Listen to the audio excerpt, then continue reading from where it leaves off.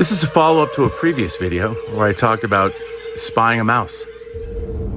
We actually set some traps. And the mouse in the movie room is no longer with us. What's going on, guys? Oh, fuck! God damn it! No! What is going on? Oh my god! Now, that mouse was just living its life. Very cute, by the way. Fuck!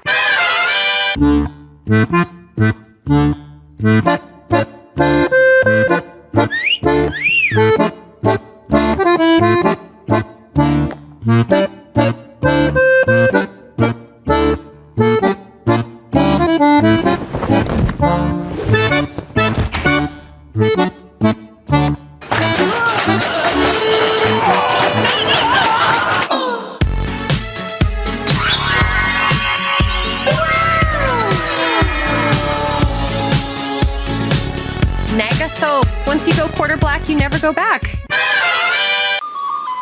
Hey.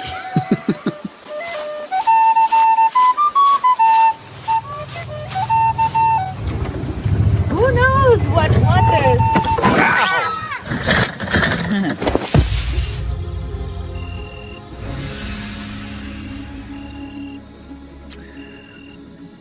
Okay. Hello.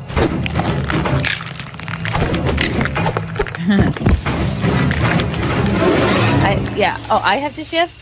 Okay. Oh!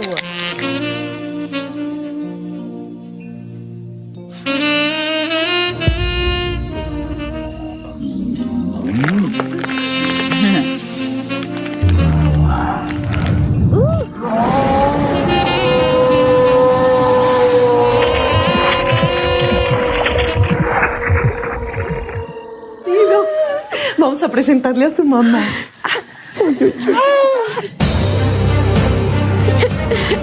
Creo que hubo un error, señorita. Ese no puede ser nuestro hijo, ese bebé es negro.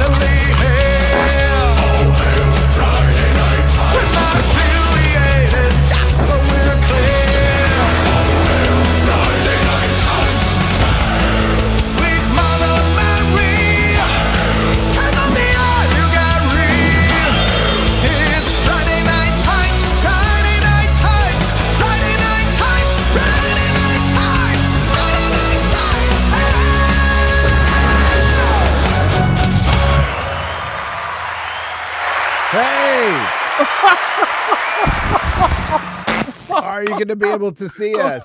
Yes. There's a Mission Impossible back there starting the show. Oh goodness. That was accurate. Did I do it right? Oh my god. We did it. We did it? I was able to get back in and do it. Yay! Oh, let's do it again. Perry Chan. Talk about capturing the zeitgeist of the internet. Wow. Yeah, that clip was. You have some love there for the Goonies, there, Robert. Clearly. Oh, wow. You know, we starting already? It's started already. Evil Dead and Lord of the Rings put together. Genius. Come on. The ends. He's a master. Oh my god. He really is. Perry Chan is a very fucked up individual, and we wouldn't have it any other way. Nope. Holy There's crap. something really wrong with that boy, but he fits in. Big time. Big time. Fits in really well. Hello, everybody. Welcome to Friday Night Tights. Let's go. Little late because I had to watch a cinematic masterpiece known as Kraven the Hunter. So good. So good. Oh my God. Was it a packed theater, Gary? No, it was me and some other people who were talking, and I was fine because I would rather listen to them talking the whole time. But I did get the best thing about both movies. Ah, look at that. Ooh, a hammer. It is the handle, I have the hammer of the guest star of War of the Rohirrim, known as Helm Hammerhand. Brief guest starring role, very good in the very short time he's in the movie. But this is his hammer, and this is the best thing about the movie. Wow. He got done so dirty. I was so thought pissed off it was going to be longer. That's what she said. Yeah. Thank God he literally died affirming his daughter about how amazing she was. They need you, Hera. Is that what you said when Asian quarterback Garrett came out? You're like, I thought it was going to be longer. What you reduced in the watch, but I mean now watching machine. You know what? You got to take one with the other, okay? It actually was longer. It's like, don't want to take a big cock, don't want to have a high trust society. Like, what are we doing? What? Bad credit, good credit. What do you want? What do you want? No. Oh, we're starting early. Or late. We gotta catch up. We gotta catch up. Yep. Yeah, it's Friday Night Tights, and I would like to welcome back again on Friday the 13th, Robert Meyer Burnett. Thank you. RMB. I don't know if that's a good thing or a bad thing. I only show up on Friday the 13th. Maybe I'm taking back that date for everybody. Maybe you should. There's very little good about this show, so probably just bad. It's usually not a lot of good things come from this show, except for the Twitter clips. Those are usually pretty good. I mean, And they usually involve Ryan complimenting something while also saying something very offensive in the process. That's usually what the Twitter clips are. You know what? I got to protect Ryan a little bit here. Clearly the most racist people in the last couple of months have been X-Ray Girl and Shad. Hey, that was accidental. That doesn't matter. I simply misheard you, Gary. You have to know all of the slurs to be able to avoid them. Yes. If you have any question, that's what Ryan is here for, okay? Yeah. He's here to explain the slurs. I was just having your back, Gary. I just needed to double check what you said. I really appreciate that. I really do. Welcome, Robert. It's great to have you back. We love having you on, man. Good to be back here. And again, I want to thank you for visiting my own show last night. That was very generous and very, very, always good to see you. Always good to see you. And you know what I love is we hear other people saying authenticity is the currency of the future, including Elon Musk. Okay, right. Can I just say for a minute that Russell Brand himself said that? He said the currency of the this was after the drinker told him that I said it on his show. Yep. The drinker gives me credit on Russell Brand's show, and then he bogarts my quote. Welcome to the internet. I know. Even though I play that clip of him hearing it every single show I do now. Well, you're not wrong. It's like Russell Story Brand my whole career. Russell Brand was doing his live show like, I don't know, fucking 8 months ago or something. And he was setting this entire thing up about Ricky Gervais. And he's like, and now play the clip. And it started playing my video of a Ricky Gervais thing. And he like cuts in and like tells him to stop. He's like, no, I wanted you to play the actual Ricky Gervais thing. So then like they find the Ricky Gervais thing and play it. And then essentially he says what I said. But those are great. You know, that's awesome. Yeah. So. Well, hey, You gotta love it. Authenticity. Currency of the future. Currency of the 21st century. I always say that. Yes. Oh, do we have a lot to talk about today? War of the Rohirrim. I dropped a video amazingly before the movie came out, which is just magic. How are you able to pull that one off? We're fast. We work fast. We work really fast. We were Traveled back in Garrett time. is the fastest editor alive. Just like I may not be good at a lot of things, but I'm good at that. That damn right. You're good at being fast in and out like that. Right? That's right, baby. Take care of business. 38 seconds at least. 38 seconds later. We also got to talk about Kraven, a film I considered multiple times walking out of. Like, really, I was like... Come on. That was great all the way through. I mean, when Alan Ing, I think it was Alan Ing or Chris Gorey, this is me trying to give credit, said it's the room of superhero movies, they're not entirely wrong. I still think they're not wrong. Madam Web is still more fun to watch. Like it's like there's Madam Web is more like hilarious. Hilarious. Of how bad the things are. Like this movie feels like it got absolutely torn apart and like put back together in an editing room somewhere. Yeah, it really does. Like after it was already a bad movie. Like There's literally scenes where a character's mouth turns into a cartoon to say other lines that they didn't say the day of. Oh. Yeah, it's bad. Oh, and it does it like 4 times. There's some really bad ADR stuff. It's really bad. Like the theater busted out laughing. Multiple scenes that they were not supposed to be laughing at.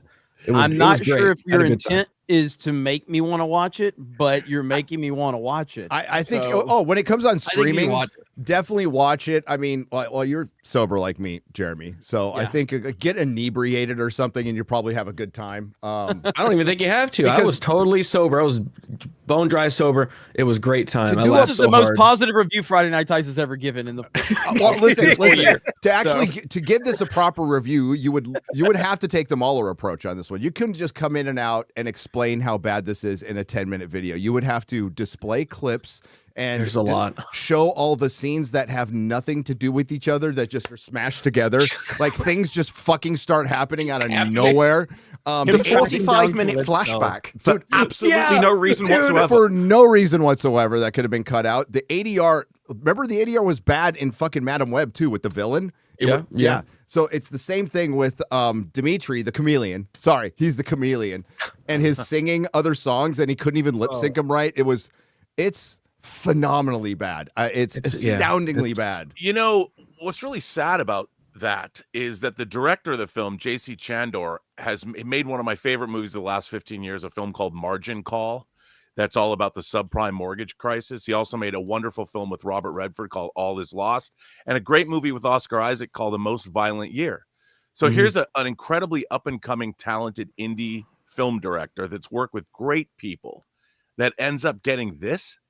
You know, you think, hey, I finally, he did a movie called Triple Frontier for Netflix, an action film that's pretty good. I love that movie. Yeah, he did that. Really good. And then he graduates to go to Sony, and this is what they give him, and this is what they do to him. I mean, if you want to see everything wrong in Hollywood, right here, this film embodies it on every single level, top to bottom. I think this was one of those situations where he gets a call from his agent. He's like, hey, Marvel wants you to come and do a movie. He's like, fuck yeah. And he gets there and it's like, no, it's at the Sony. It's at the Sony studio. And here's the problem with Sony. Because, like, I know a couple people who've worked with Sony, right? Ryan, you know who they are. And they're pretty happy with it. As long as you're not doing a superhero movie for Sony, you know, they're pretty cool to work with. You just got to stay in budget. But the problem is they hate them. They hate them. They absolutely hate superhero movies. They retain them for rights. It makes them a lot of money. But you could tell they're just not big fans, and they just mail it in, and they don't give a fuck. But I guess it's over now. It's a very sad day for Disparu, for me. I'm a little crushed. I'm a little crushed. Well, I definitely did like this movie more than you do. No, certain scenes, there were huge, like the 45-minute flashback for absolutely no. There were huge sections of the movies that I didn't like. But there were bits where I liked how they're trying to say that it's a bad dad throughout the entire movie. I'm like, this guy's amazing. Like, he's teaching them all the life lessons, and then they're like, I hate you. I was like, he hasn't done anything to you. He's just told you basically need to be strong throughout life, handle tragedy, and that death happens. And for some reason, they turn on him. He's an asshole. He's I'm like, why though? Like drug dealer, like massive notorious criminal. Did I miss Penguin and came out liking Penguin? So unless you show me him like beating kids or something, I'm not going to be a kid because he's a crime boss at some point. Did I miss it in the early part of the movie? Did they explain what he did? Because for the longest time he was just like, I am big boss man that is bad and I run bad company that does bad things. That's pretty much it. That was what does he do? A fucking drug dealer and a drug dealer. Later on they say drug dealer, like hour 3.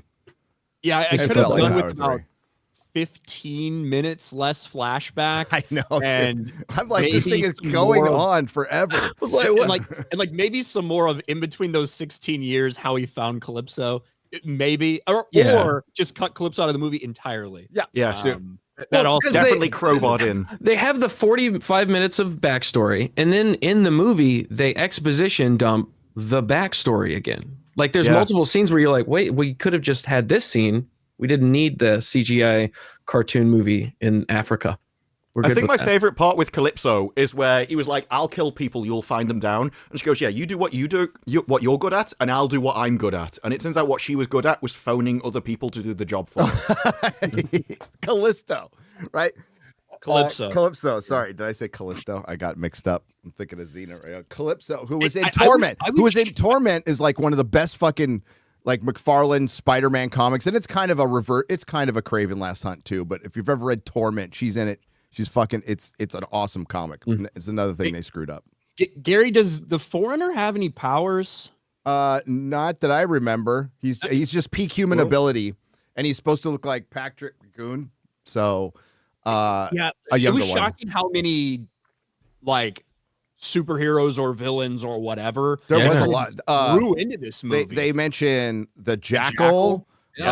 Chameleon. Rhino's in it. They actually show the chameleon at one point, just a little flash of his face. I actually thought that looked pretty cool. Like it was dumb, but like the way it looked reminds me of like one specific page. I like the brief look you got at him when he was in between. Well, this is where the Spider-Man has completely fucked up. They've focused on like kind of the wrong villains, and this sucks that like the world gets to see Kraven like this for the first time. Dude. Craven's his best fucking villain at all. He wasn't.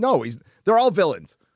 Calypso's supposed to be a villain. They're all fucking villains. They're all villains. They're all bad he didn't villains. do anything wrong. Like his entire thing was just basically killing bad people to save other people or animals. Or animals. Animals. That's the to me, that's the problem with the Sony Spider-Man universe. It's a world full of anti-heroes that are supposed to be villains with no hero, which is Spider-Man. Like it's completely backwards, and that's why it's not working at all. Also, they fundamentally changed these characters from what made them popular on the pages of the comics in the first place. I mean, Kraven's Last Hunt is one of the great Spider-Man storylines. Yep. And yet they compromise. I mean, I can't believe Morbius, the living vampire. They make a movie about a vampire, and then they decide, it seemed to me, that, well, we can't have any blood in it.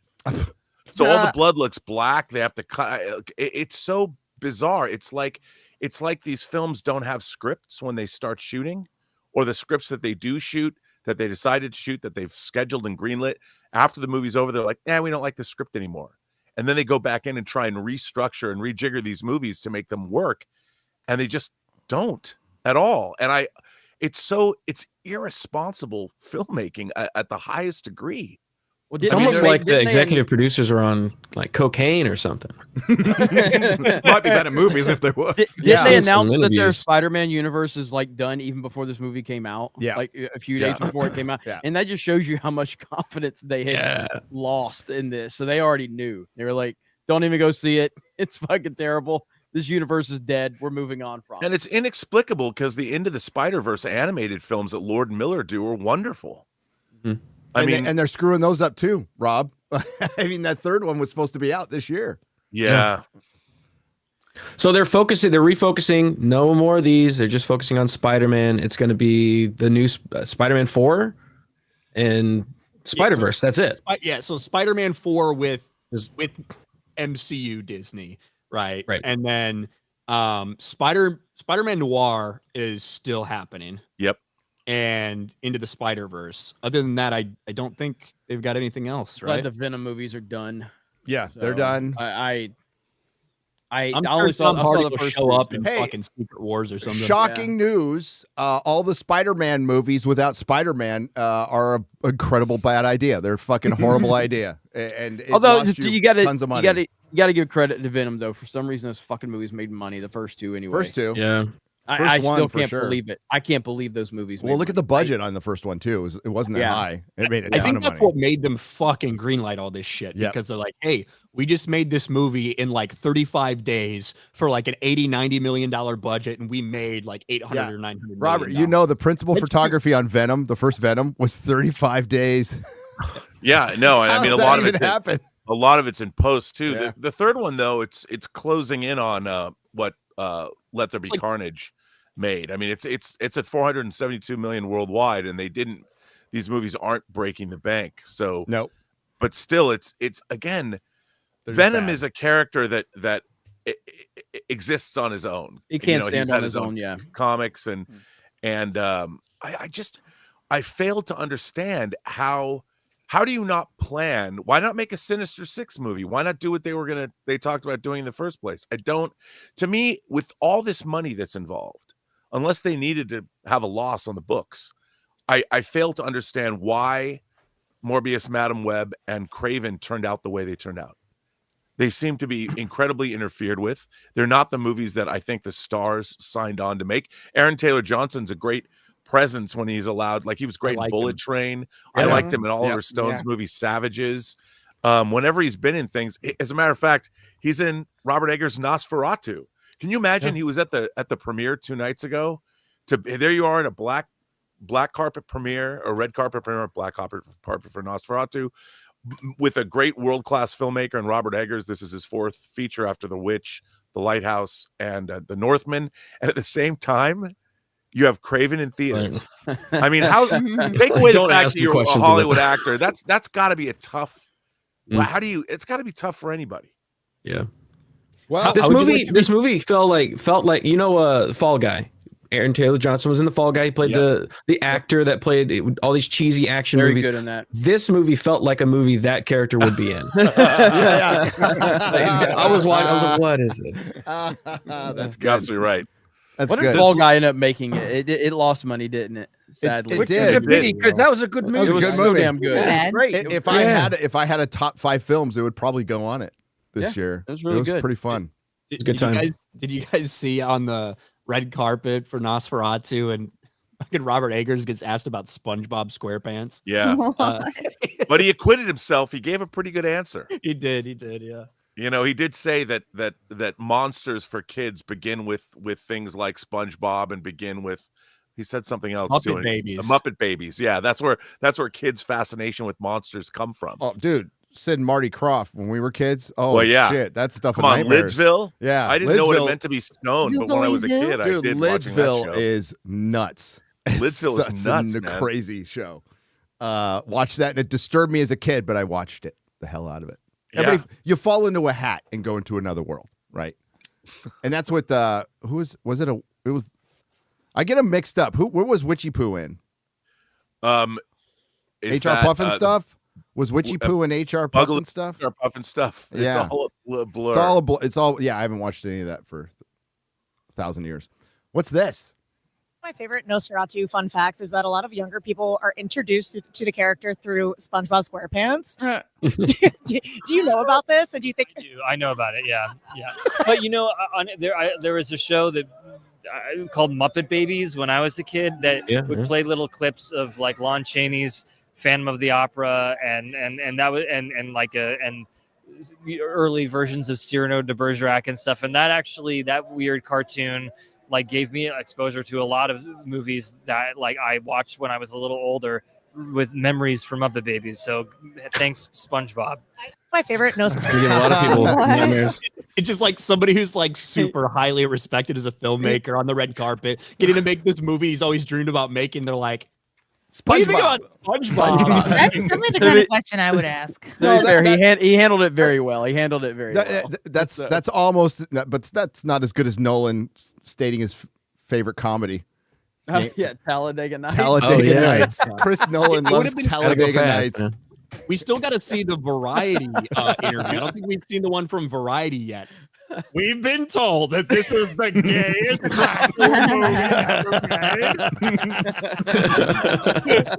movie. He's still my favorite interviewer. So he gets the good content, man. No, he knows what to do. That guy's been around for a long time. He knows what he's doing. He knows what he's doing. You see his clip go up on YouTube, you know it's going to be a good one. Uh-huh. So when will we see you as Captain Marvel again? Yeah. I don't know. Does anybody want me? I don't know. Oh, that was so... Oof. That was bad. Almost had sympathy for Brie right there. Almost. Almost. Fuck that. And you know, she was trying to play it off as cool. It's like, I don't know, does anyone want it? She's like, just way too hyper to play it off as cool. How many people? I think it was like a very like just honest moments. It was. It was absolutely. Very, like, I don't know. Yeah. Nobody's talked to me about it. Does anybody even want me as that character? I think it was like a genuine, Throwing like, your hands up. yeah, kind of admission they had. Nobody really has any interest in this character. Yeah, like we give Bob Iger heat as we should, because all that guy did was buy shit and didn't innovate anything and destroyed some major IPs. But when Chapek was there, it's not like that dude was innocent. Like he was not running things well. And he was letting the wind blow, well, especially with his hostage video. But the initiative to greenlight everything Bob Iger had put out there and continued it. So they're both responsible. They're both fucking like Iger loves to blame Chapek for everything. That's just not the case. I still argue that Bob Iger stepped back for a reason. Oh, hell yeah. He's not like he is. You're right. He is a weatherman, but he's a smart political. He's a politician in the entertainment world. And he knew that things were going to collapse on Disney. Absolutely. Because if he was truly wanting to retire, he wouldn't still be there now. If he would have retired when he did and stayed retired, his legacy would be fine. His legacy would be fine. Him coming back was. I think it was all about COVID. I think that he knew that with nobody able to go to park, like with this big thing happening, nobody able to go to parks, like, fuck, I got to get out ahead of this because it's going to really hurt the company. I don't think it was necessarily because he thought a lot of like the social backlash was going to happen. I think it was all about COVID and what it was going to do to the film industry and the parks industry. No, I agree with that. I agree with that. I think Chapek was honest when he said he wanted to like get politics out of it, and then he got steamrolled by the employees. And when you see the later articles going back, there was a time when he was like, well, who am I accountable for? Who am I accountable to? Is it the board or is it Iger? And he got the answer back, both. Yeah. And so it seems like he was literally had no power in there anyway. And so that hostage video might have genuinely been one where he got told to do it by up. As the fall guy, we haven't heard a peep out of this guy since he left. We haven't heard a fucking peep. So obviously, his money and he's golden. Yeah, well, because he's off in an island somewhere. Like I say, I just imagine this: that he's off on an island, getting blown by a couple of hookers, and just with his golden parachute, and like not giving a fuck. Male hookers, probably male hookers. Yeah. But more than likely. no, like he's not an innocent party, because he would say one thing, would not stand behind it, and then back off on it, and that created tons of indecision in an era that Bob Iger created the entire disaster, and Chapek was definitely a fall guy, like for sure. Well, if you look at before Iger stepped down, and you go back to previously, there was all these rumors about Bob Iger trying to find his replacement. They spent years. There were many people that were in position, and those opportunities kept falling through. So Iger stayed in those positions. And now, if you look at it now, since he's returned, they're still talking about the next person that they're trying to find, and how quickly he moved. He just stepped aside for Chapek. It makes no sense. No, clearly there was something going on. It wasn't just a simple like, it's time for me to retire. It was clear that there were other reasons why he did that. And he's still in that position. And I guess there's rumors about who's going to take over for Disney CEO in the next couple of years. So I guess we'll see how that plays out. Find out. They made a mistake. I mean, Disney Plus was Bob Iger's that was his big swan song parting gift to the company. And it didn't work out as well as they'd hoped. At scale, they can't compete with Netflix, and they put out the entire streaming service in the hands of Marvel and Kathleen Kennedy and Lucasfilm, when you couldn't. The idea and part of the thinking about IP is like we just have to make more of it, and there's no thought as to the quality of what they're making. And so, hey, you make 5 Marvel shows. Does it matter that we don't have enough people to actually make those shows at the same level of quality the films have been made? Same was true of Lucasfilm, but they just did it anyway, and it didn't work out the way they'd hoped.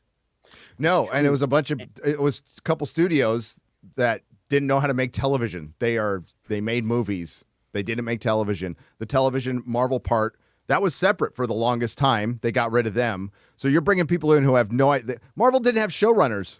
They didn't have showrunners. They didn't have head writers. What they would do is they bring in the directors, and they would write too. Then they would fuck off and go do their other thing, and then they'd have to ask them back when the reshoots came around, and that's why there were so many people left and didn't come back.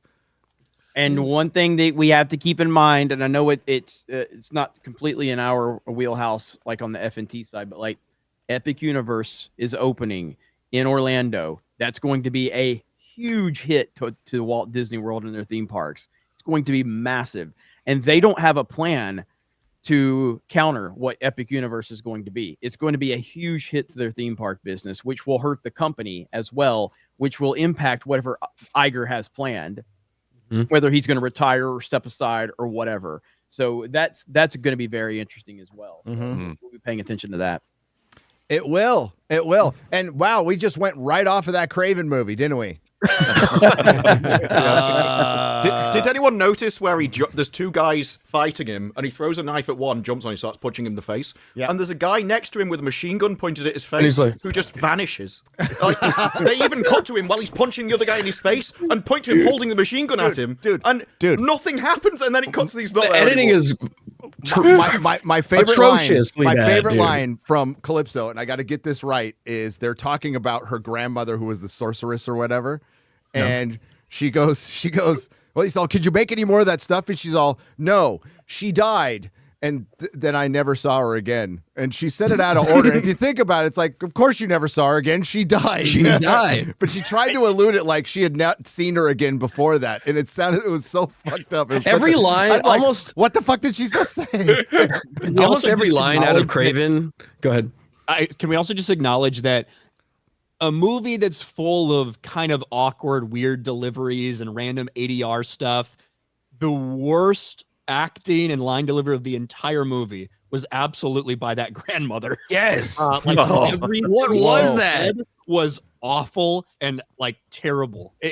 I don't know if that's an actual actress. I don't know who that was, but it was horrific. It felt like AI, like how AI writes scripts, how it's very like boilerplate default script for a person to say, and then she recites it like she's literally reading it and trying to take pauses in between each like a narration word. It was very weird. It felt like a trust fund kid wrote an independent film. That's pretty much it. It was that bad. Hey, like you kind of look like the character. Could you be in the movie? So, oh, sure, yeah. So we're, which happens a lot, by the way. Robert knows. There's a lot of trust fund kids who make movies that are fucking shitty. But like, or Madam Web is basically a porno with all the setup but none of the sex.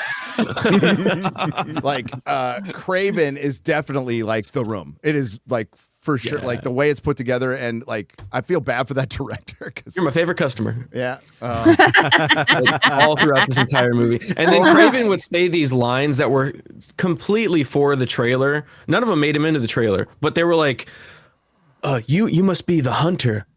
That's what the news calls me, but I prefer Kraven." And then the scene continues as if he didn't say something very dramatically. Dude, and then it's like it's also like very Kraven. It's pushed that like nobody actually knows that name because he kills everybody that like knows it. Yet somehow they know that's his name. I don't and know loads of how people that do. happens A all. video comes up with it on it, and I'm like, how did they get that? AKA Kraven. Yeah. Wait a second. That must have been cut out somewhere. Probably was baffling. Yeah, and the Calypso thing, where it's just like 16 years later, he fucking just tracks her down. I'm good at tracking people. That's why did it take 16 years? It's like you have to show me something. Yeah, he just says I'm just good at it. Random story in Africa that you never saw. How you fucking found them? You have to show me something from that. And what you said about the Kraven thing, how they announced their own thing, that happened with Chameleon as well, where at the end he goes, I've always been a bit of a chameleon. I've always been a chameleon. Yeah. Ha ha. Oh, Now, God. I think Russell Crowe, didn't he say that about halfway through He the did. movie? He did. He did say that. He's like a And- chameleon with and I their was bad like, Russian oh, accents. okay. Oh, my God. Yeah, which is why I thought at the end, where like after the Rhino fight, when he turns around and Dimitri's there, I thought that was the reveal. What was up with like all the Russian kids with no Russian accents, all the Americans in London? Like In what the London, hell's I was so confused so about weird. this. They all feel like they're like canon. These three movies, Morbius, is it Mobius? Madam Morbius. Web. No, it's Morbius. Morbius, Madam Web, and Kraven. They all feel like canon would have made these movies in like 1984, and Chuck Yes. Norris would have been in them, Yeah. or Yeah. Michael Dudikoff or Sho Kazuki playing a ninja. Like These are great things. I don't know. And yet those were made at scale. You know, those were made not for a lot of money, and they were all directed by Sam Furstenberg or somebody. And these films don't have You know, whereas you look at the first Iron Man, I always like to go back and look at the first Iron Man because there's a lesson in it. In that, from the opening of that film, you like Tony Stark's character. You understand him. He's relatable as he makes friends with the military. He's in those military transports. You like the guy. He's making friends with the audience in addition to the characters in the film. And you go with him. It's his journey. And with all of these other films, they ask you to believe these situations from the very beginning that would never happen in real life. You know, let's go to the Amazon jungle where we're just looking for spider venom or whatever it is they're looking for. And she's 8 right months before she pregnant or died. whatever. yeah, and it just what Any day is now. that? Like, you give me the most unbelievable scenario possible and ask an audience to buy into it. How about a woman fighting while they're pregnant? Avatar. Spider-Verse. Wheel of Time as well. Spider-Verse. Wheel of Time. She was a Spider Woman. So. She's I so know for a strong. fact when I was that pregnant, I couldn't even lay back in a chair and get up. I would get stuck like a turtle on its back. So I don't know how anybody could fight pregnant. It's women empowerment. It's like, Mhm. isn't that so, you know? Oh, you just got to be eaten by or bitten by a radioactive spider, and I guess that's what helps with pregnancy. There are women that like run marathons and like do crazy stuff while they're pregnant, but it's because they were like hyperactive like the entire time leading up to that, right? Who are you trying to impress? These women there's something wrong with them. Just sit down. The baby doesn't need to be There's- shaking up and down Ryan, for there's 25 always miles. some exception, but you've been around pregnant women. I've been around pregnant women. You don't want to piss them off. One-on-one, they will fucking take you. But Yes, they can. they're not going to They'll go pour out. amniotic fluid right at you. Yeah. Don't mess with the mama bear. Yeah. I don't know about fighting in a war, you know, especially riding like some sea creature. You know? They're Whatever. slippery. Avatar. We get another Avatar next year. Yeah. Can't wait for it to make $2 billion and nobody talks about it a week later. It's Not a single person. So weird. weirdest movie franchise I just ever. hope it makes less. That's all I want. I just want a consistent No, this downfall. one's gonna make $3 billion. I know. That's It's my- Probably that's gonna make. my Yeah, it's prediction. probably gonna make. I can hope. I can hope, Gary. I can hope. I think James Cameron's like pumping pheromones or something in the air. That fucking Gotta be something like that. Wasn't it a very long time between the first Avatar movies? Oh it was yeah. a couple, Like it was a couple 10 years. years. Couple years, yeah. Like what, like 15, yeah? It was a long fucking time. Dude, I was in my 2009? yeah, I was Yeah. taking my video course at San Francisco State when the first one came out. That was 10 years, well over 10 years ago. I think Cameron saw something when he went down to the bottom of the sea. Changed him, you know? He went down there and he learned some kind of secret. Was there a hole in the bottom of the sea? Yeah. It was diversity in old wooden I think ship. I think having 5 ex-wives will make you want to go to the bottom of the sea. Make you want to do crazy stuff. You know, So I Kraven, also think- best movie of the year? Kraven, best movie of the year. Oh, dude. Easily. I don't know, It was man. better than War of the Rohirrim. It was, yes. It was better than the Rings of Power. True. It was better than the Acolyte. It's not better than Madam Web is a joy to me. What about Morbius? Morbius is kind of a joy to me. It's they're funny. That's why I said that trilogy is great. We need to go back to normal bad. Once we go, if we Yeah. can take the little step, because this has kind of been the year of meh, right? Kind of leftover stuff. But yeah, if we get to normal bad, I'm fine with that. I think that's progress, not perfection. You know, I think we're steering in a better direction if we just get to, it's just normal incompetence. Okay, that's fine. I can handle that. Yeah. I can handle that. But yeah, and it's probably the producer's fault. Tom Rothman, right? Tom Rothman runs Sony, so he famously hates superhero films. He also ran Fox during the X-Men run and famously hated superhero films, but he wouldn't like get that involved. So occasionally, you know, we'd get something good. But then when he started like getting involved, then we get something bad. And he's unfortunately done pretty well at Sony. So I don't think they're going to be getting rid of him anytime soon. But yeah, doesn't like superhero movies.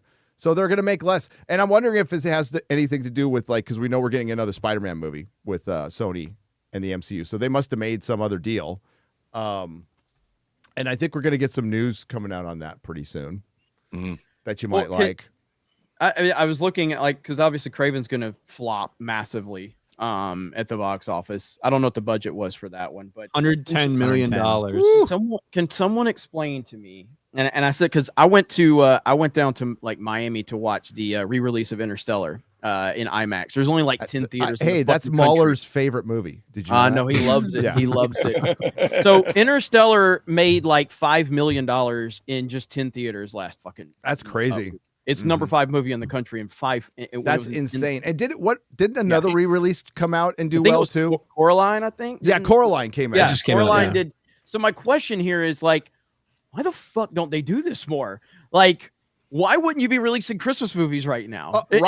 Jeremy, we Yeah. just had 20th anniversaries of Lord of the fucking Rings, and those fucking retards didn't do anything. They didn't do. They did a Fathom release, and it wasn't the same. Like you do it on the month of the anniversary, which is December, by the way. And we did the live streams. Rob was there. Yeah. And that was the first thing I brought up every time. It's like, what the fuck are you doing? It's free money. Play the extended versions in the theater. Do all three. I know. Then you have 3 years of that, so you do it the next year when when Two Towers comes out, and then Return of the King. Like you have a whole lineup. What are you doing? Then you do guys? it again 2 years later for the 25th anniversary. That was Disney's entire business model. I mean, for years they would release their animated classics every couple of years, and that was how they stayed afloat.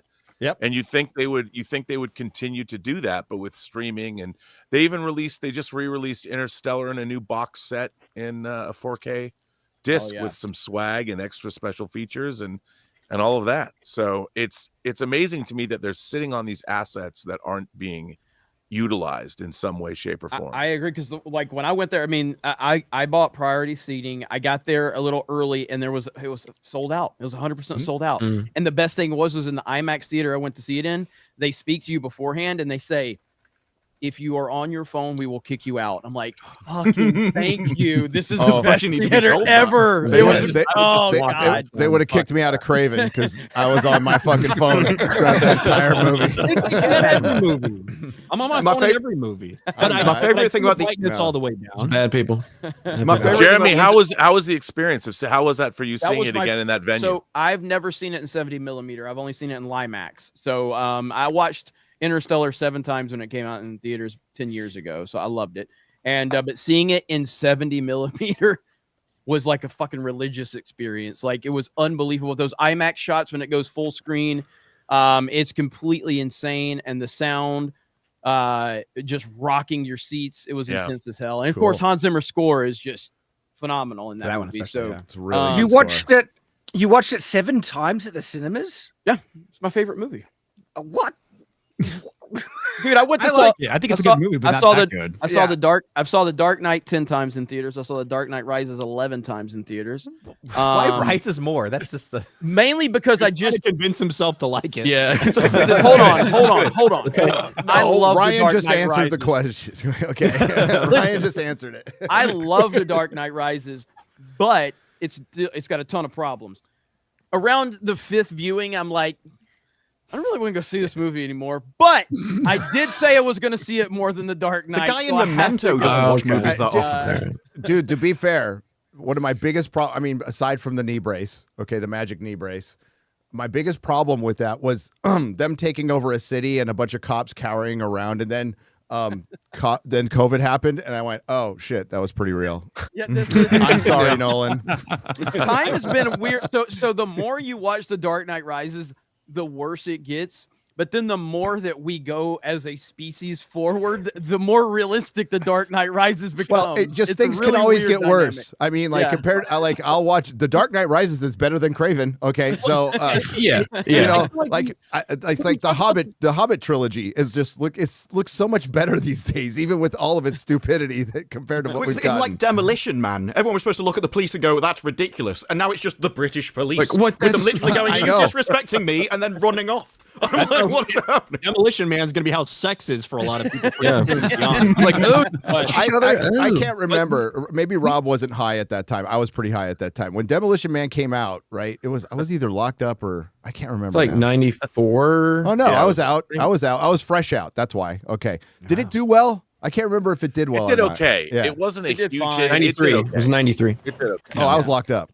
Yeah. I feel like when we talk about Dark Knight Rises now, we talk about it like it's a 2 out of 10 movie, and it's not. It's like a fucking 5 out of 10 movie. Yeah. But unfortunately, it's compared to Batman Begins and The Dark Knight, which are fucking incredible. Yep. So like, you're judging on a scale, right, of based on what came before. Well, and also they had plans for Heath Ledger's Joker, and that and it got all messed up a little bit. Yeah, I would argue that The Dark Knight Rises is Nolan's worst film. Maybe Tenet.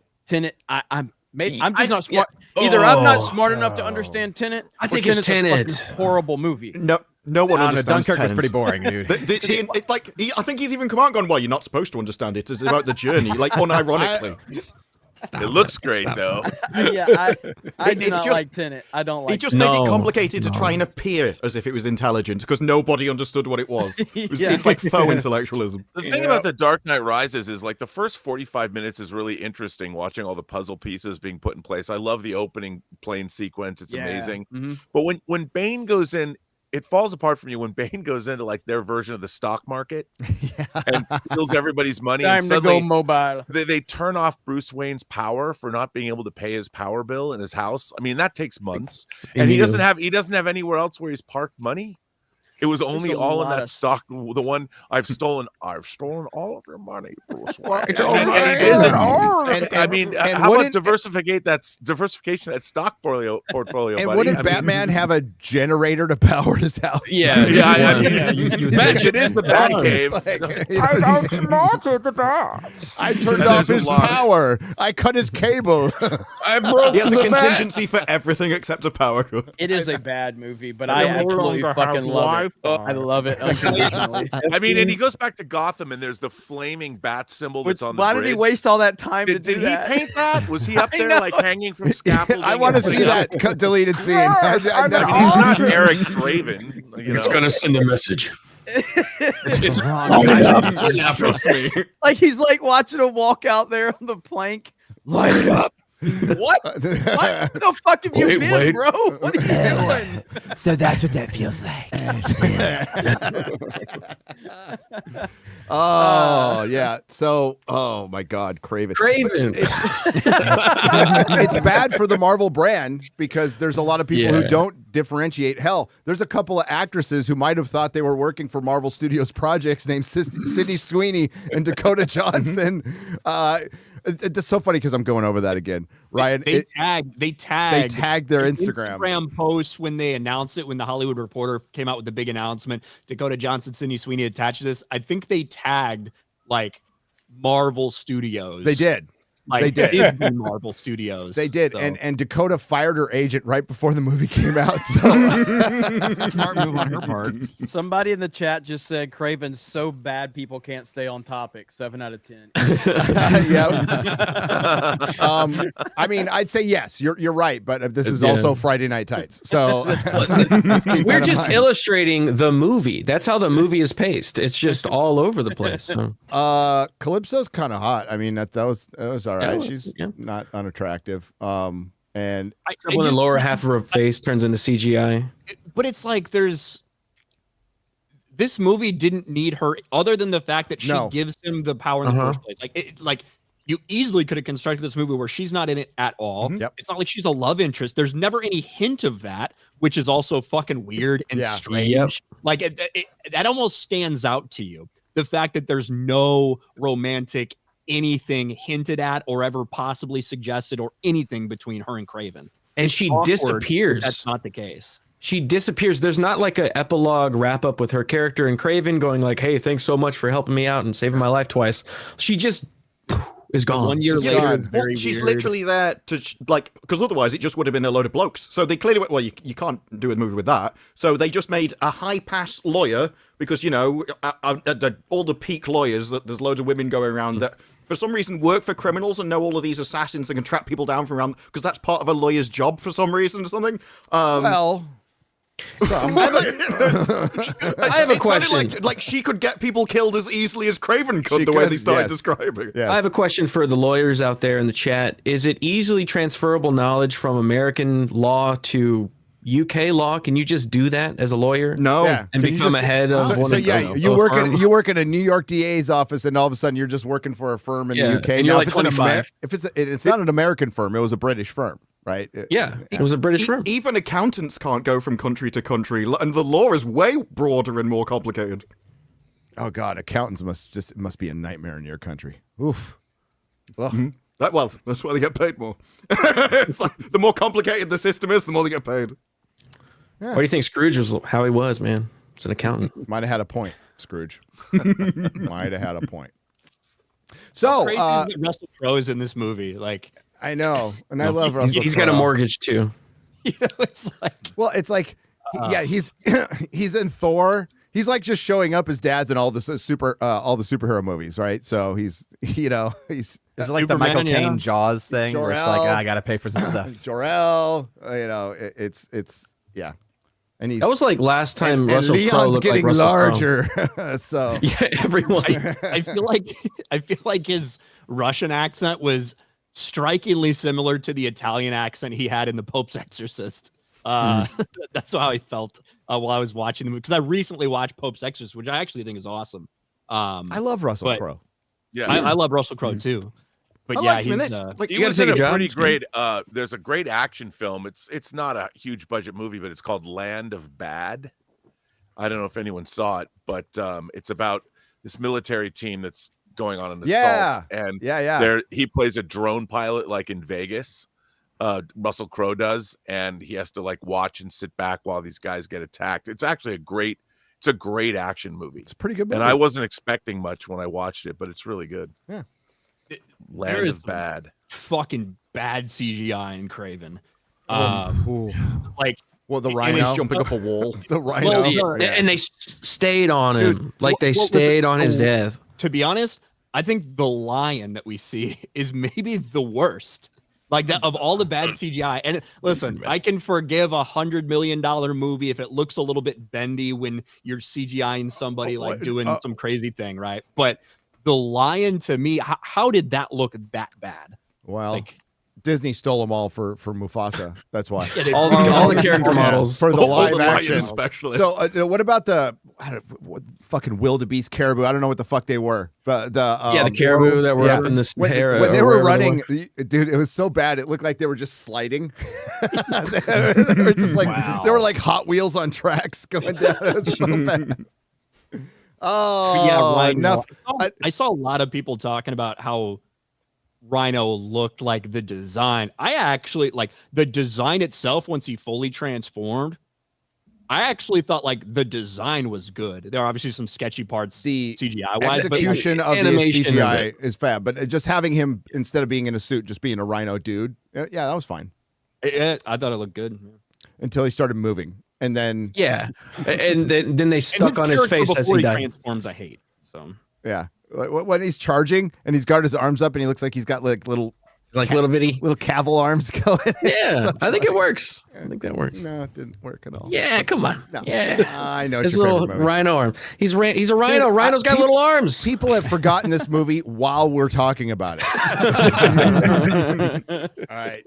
Let's There's so go much back that's to doing unexplained, Bane though. quotes. Those are better than this. Bane quotes are better than Yes. talking about Kraven. So. Oh no! Now, go ahead. The memeability of Dark Knight Rises is legendary. So Yes. I was born in it. It's like the father in this. They keep saying he sent the wife away, and she's in like a mental asylum or something. At no point did it explain, was that justified? Was she a nutter, and so she needed to be sent away? Or because it kind of hinted that he was a bad guy, but it didn't actually show you at any point he was a bad guy. And so it's just like, she was her own decision. Let's go and hunt something because crap happens. That's not the worst parenting strategy in the world if she wasn't completely insane. But if he sent her there as a punishment, it would be. So He was just mildly abrasive about the way he treated his sons. He wasn't like horrible. He didn't beat them. He didn't let them die. He was just like, hey, don't be weak. Well, IGN was correct when they said that the investigation into toxic masculinity was at surface level. That is what this show was trying to do. It meant that the entire upbringing to be how you shouldn't raise children. But I'm watching it like, this is fine. He's a bloke bringing up kids. Don't be weak. That's good advice. I mean, come on. Yeah, and like for his biggest nightmare, when he gets that toxin, it's supposed to show him his biggest fears or craziest nightmares, and it was the spiders, and it had a connection to his mother, who is in this insane asylum, apparently seeing spider. Like, You're right, Disparu. There was no actual explanation Dude, behind the mother. When they started showing the mother during that scene, I'm like, what the fuck is going on? Like, she did look mental. I can understand it. Spiders from the Amazon. It would have been better if they had a flashback to Madam Web. At least that would have been funny. Turns out the mother hadn't died. She'd just gone to another movie. Oh, Madam Web with the Mexican Peruvians deep in the jungle. Because all those Latinos look alike, you know. Hey, they're the ones who make an issue of it. That dude was not Peruvian. All right, a little too tall. I was just there. All right. Yeah. Very short. Someone could call you a Peruvian expert, right? I am an almost as much as an Africa expert. Okay, exactly. Almost as much. Almost as much. Yeah, Kraven sucks. So don't waste your time. Put it on in the background, and maybe watch it at double speed, and it might be kind of funny. But I wish we would have got I thought some of the action sequences were creative in what they were doing. But again, there were too many weird, strange cuts and sometimes distractingly. It was pretty violent. It was. It was pretty fucking violent. Like there was a lot of blood and guts. The first trailer that we saw of it, when it's like, holy shit, this is like R-rated violence. Okay, but I wish we would have got to see actually more of that. More of it, yeah. Like the traps, a little bit better That executed. one guy who got pulled towards the tree and just shredded. Dude, the whole 5 people in the audience like cheered when that happened because it was so like, whoa, what the heck? I think we had 3. Wait, to go back to the director. When he whips that trap in the guy's fucking head, like that's Yeah. cool. Like that it was unique, and we saw that in the first trailer. They obviously were proud of that shot. Like what Robert was saying, like you could feel that there was some creativity in there, like the fight with him and the foreigner at the end where he's using the 1-2 and he's tricking him into fighting trees and stuff. But I like that. I thought that was a good up until the very end of it, where she's like, 3 motherfucker. I know, she comes out of nowhere. And then disappears again. Never shows up she's again. an archer now? She practiced archery. It's good. Yeah, It's yeah, cool. you know, I'm good with one of these things. One of these things. I just picked it up for the first time. But yeah, there's like moments that are like, oh, that could be good in a movie that's much better than this. So I think you could make an enjoyable. I think you could make an enjoyable short movie out of it that was just like mainly action with very little explanation and just cutting from like fast pace to fast pace. But it'd be like half an hour, 45 minutes. And then you'd be like, what's maddening too is villain. It diminishes their entire brand. I mean, every time they've made one of these movies, it affects. I don't understand, Kevin. It affects Marvel. What Marvel Studios is doing over at Disney, because they do have the Marvel logo in front of them, and for every time they make one of these films, they're diminishing the entire Spider-Man brand. And I really don't understand why the care is not being taken with these films. I mean, I understand even making rights deals, but you know, you could get the people. Look at what the first John Wick did 10 years ago. Simple story, really effectively produced, created an IP out of the John Wick franchise. 4 movies so far, a spin-off coming out, a TV series, and that was not a hugely expensive movie. And yet, why can't they do that with a franchise that has such a rich history? You've got how many comic books to draw from? Go back to those stories. It's because John Wick was unapologetically masculine, and there was no one in going, well, we can't have everyone in this movie is a man. No, we're going to have a woman in it for randomly no reason who does a load of magic, who does this. And so, like, the entire point of the parent scene, which is what I liked, was to show you toxic masculinity. Well, if the audience for this film will be nearly all male, and so you can't have something which is designed to go, no, actually, the fathers are crap in this. It would have been way better if the mother raised the children. And so nobody in the movie theater is going to attach themselves to that plot line. Whereas John Wick was just this guy lost something he cared about, and so went and took vengeance. Every guy in the world can get behind that kind of message, and I think it just speaks to people rather than. Well, yeah, because the story was honest. And I think, you know, if you're going to adapt Kraven the Hunter, it's all there on the comic book page. And yet it goes through Madam Web was very different than Madam Web appeared in the comics. And it's like they take these ideas and they put them through, you know, corporations don't know how to tell stories. No. And corporations, they have a list of things that they think they need to have in stories, and they're going to put those in, which immediately makes the story they're telling false, because a great story is sort of self-evident. Like I like to say, all the best fiction in the world is the most truthful. And we have two examples of films that were made with the specific purpose of making money, but the underlying creative ideas behind those films are deeply flawed. And I'm speaking also about War of the Rohirrim and this. They War of the Rohirrim, they can't use the source material. They have to use appendices, and basically they're forced into making stuff up. And with Kraven, they had the source material, but they reject it. No, and you're right. They could have drawn from so many comics now. People talk about Kraven's Last Hunt, but this is what happens.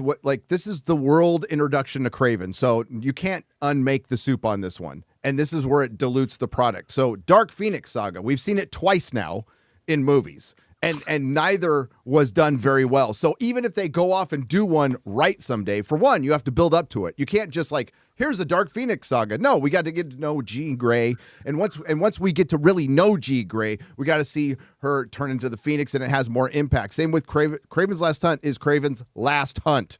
So you have to have Kraven as an established villain. You should just have him working through, he's a good Spider-Man villain. And that's where you delude your product, and you don't get that back ever. And I think you hit the nail on that. He's a good Spider-Man villain, which means he primarily works with Spider-Man. Taking him out on his own thing. Like, who really knows about Kraven the Hunter broadly, right? There's no massive I thought it was a chocolate cereal. It's as dumb. Making a solo film about Kraven the Hunter is as dumb as making a TV series about Clayface. Oh, Clayface. Yeah, what the heck? It's Flanagan. It's as dumb as making one about the Penguin. Oh, never mind. That actually worked out. That's a rarity, man. That was not expected. There's no way. I don't even think I would be afraid that they go into it again, do a season 2. I don't know if they can pull it off again. That's like such a fluke. But more people know about the Penguin than Kraven the Hunter. Yes. So, more people knew about Venom. Kraven the Hunter looks like that's you're reaching for that one. And there's a lot more other popular, even well-known characters they could have built something around than Kraven. It's a baffling. Why did they go for him? I don't know. Well, if they did him right, he would work very well in a Spider-Man movie. Very well. Yeah. But they didn't. And what Rob's getting at is right. Is like they have tons of stories that they can bring. Not Kraven the Last Hunt. That's what you work up to. That would build up to that. That would make Kraven the Last Hunt an adaptation fucking awesome. And there's a reason that's one of the most talked about Spider-Man stories ever. And Spider-Man's not in it for a lot of it. So it's because of Kraven. And they just keep making the mistakes because they're just corporations and they just see these IPs. Fucking, like, we can get in the War of the Rohirrim. It's explicitly stated that this was just done to retain the rights. That's all. The only reason they came up with this idea was to retain the rights because Amazon was starting to compete for those rights. So the war between Amazon and Warner Brothers has been kind of fascinating, and I've gotten some pretty decent insight on it. They fucking hate each other, which is great. We need corporations hating each other. They just went about it wrong. So, but it was just, they said, we're testing the waters and we need to retain the rights for New Line with, at the time, Saul Zaentz, but then Saul Zaentz sold to Embracer, who's destroying, Lord of the Rings, gave us that wonderful Lord of the Ring Gollum. Thank you, Embracer. And then we get War of the Rohirrim. So this thing has been in production since, they announced it in 2021. And it required, I mentioned it in my video, and I couldn't believe it when I saw this, 60 different companies to bring it home. So they were so behind, they needed 60 different companies to do the animation. And it wasn't just all hand-drawn 2D animation. There was a lot of motion capture in it. Yes. Dude, I even noticed some rotoscoping, and it was jarring because, especially opening scene where you see the eagles, the frame rate is so low. They're like, and then you have moments when it's super smooth, and it's like, it's so inconsistent. Well, the environments are sometimes in 60 frames per second, and then the characters are in 12. It's it's so weird. And the same shot. Mm-hmm. Yeah. Well, hey, $30 million budget. It seems like that's might be able to get you. Well, but again, the same problem, the retaining these IPs. I mean, as you pointed out, Gary, Amazon and Warner Brothers are in direct competition with the Lord of the Rings IP now. Mm-hmm. They've been pitched in direct competition. And, you know, if you look at something like Penguin, what I really enjoyed about that show was they're like, okay, this is about, let's take away the Batman of it, but this is about a crime figure in Gotham City. And if a crime vacuum, a power vacuum is left, what would happen? How does that work? And they turned and they looked at crime boss movies that we've seen, everything from King of New York to The Sopranos to Scarface to The Godfather. And the creators understood that these are classical, mythical stories. They might be set in the underbelly of an urban environment, but they're biblical, they're mythical. And yet we have to set them at ground level. And they did a great job of that. And that's what all storytelling is. And there was no effort to make Kraven a believable character from the ground up. Immediately he infiltrates a prison, you know, in a quite an unbelievable fashion. Like, who is this guy? Do we need a Bond opening for every movie? We don't. Craven has not earned that. The flashback. Yeah, I mean, that's right. Right. It's such a strange. To me, it shows a group of people that have a lack of storytelling ability. Did they ever explain why Penguin has a limp? He was born that way. Born that way. His foot was fucked up. Yeah. Oh no. So born a crip. Oh no. But like clearly it affected him. What you just said, Robert, is I think it's sometimes a strategy I wish that other people use within these IPs that are massive. For instance, the Agatha show. The most interesting part of that to me was in the first like 5 or 10 minutes when I was like, you know what? If they actually just did like some kind of fucking procedural with cops and detectives in this world of Marvel, not that they have superpowers themselves, but they're living in this world now. Yeah. I would be interested in watching something like that. I totally agree with you. And you could do that for a wide variety of things. You could do that with Star Wars. You could do that with different properties, but instead they get very caught up in trying to make you feel the exact same thing and have the exact same archetype of a movie. Well, it's odd because when Lucas was making Star Wars, when he was conceiving it, he was heavily influenced by Kurosawa's movies, and yet you never hear about any modern Star Trek, or pardon me, Freudian slip. You never hear about anybody who's controlling the Star Wars franchise. I mean, maybe Dave Filoni does, but go look at Kurosawa's like High and Low, which is a crime thriller. Use that as the basis for a Star Wars movie. Dave Filoni will say it, and then he will literally put a fucking long, drawn-out samurai scene in Ahsoka, and it ends up being executed terribly. Well, that's the thing. Yeah, but Kurosawa didn't just make samurai movies. You know, he had a certain sensibility that he brought to a lot of different things, and I don't understand why that idea is not applied. It's the same way that Coppola, when he did The Godfather, he took basically The Godfather is kind of a trashy novel, you know, and his idea, he said, you know what, I'm going to make this about family, a king, and his 3 sons. And that's what he said. And once he took this novel that was about ostensibly the Cosa Nostra, the mafia, but then turned it into something mythic, something ancient. And yet at the same time, a man, a father, a man with heart, and doing what he has to do to provide for his family. And then he has 3 sons that are varying degrees of competent. And how do you deal with that? And the audience all understood it, whether we understood it overtly or subconsciously. And that's why we love that film, is because it's about us as much as it is about the characters that we want. We all have brothers and sisters and aunts and uncles that some of them are crazy, some of them aren't, some of them were war heroes, some of them weren't. I mean, we get it. And that's where all great mythical storytelling comes from. That's why I always say that the best fiction is the most truthful, no matter how outlandish. We loved Iron Man 1 because we all recognize Robert Downey Jr. and him. He brought, it was a genius idea putting his persona into Tony Stark. And you immediately love that guy. And Iron Man 1 is about one man whose conscience troubles him when he almost gets blown up by his own ordnance. It's not about saving the universe. It's about one guy coming to grips with himself.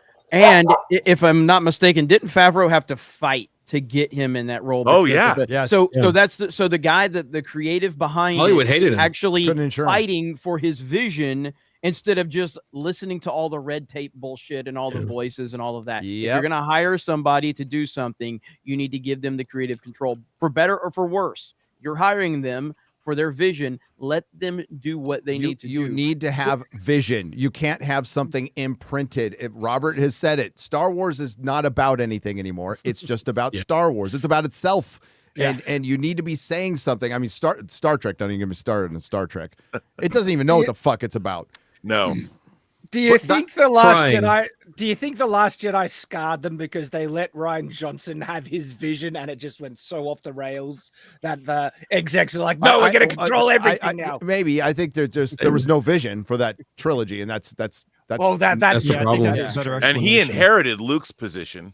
Mm-hmm. I don't think if Rian Johnson was given his druthers, he would have put Luke on Achto and have him run off feeling bad. Yeah, there's just so many bad decisions with the sequel trilogy.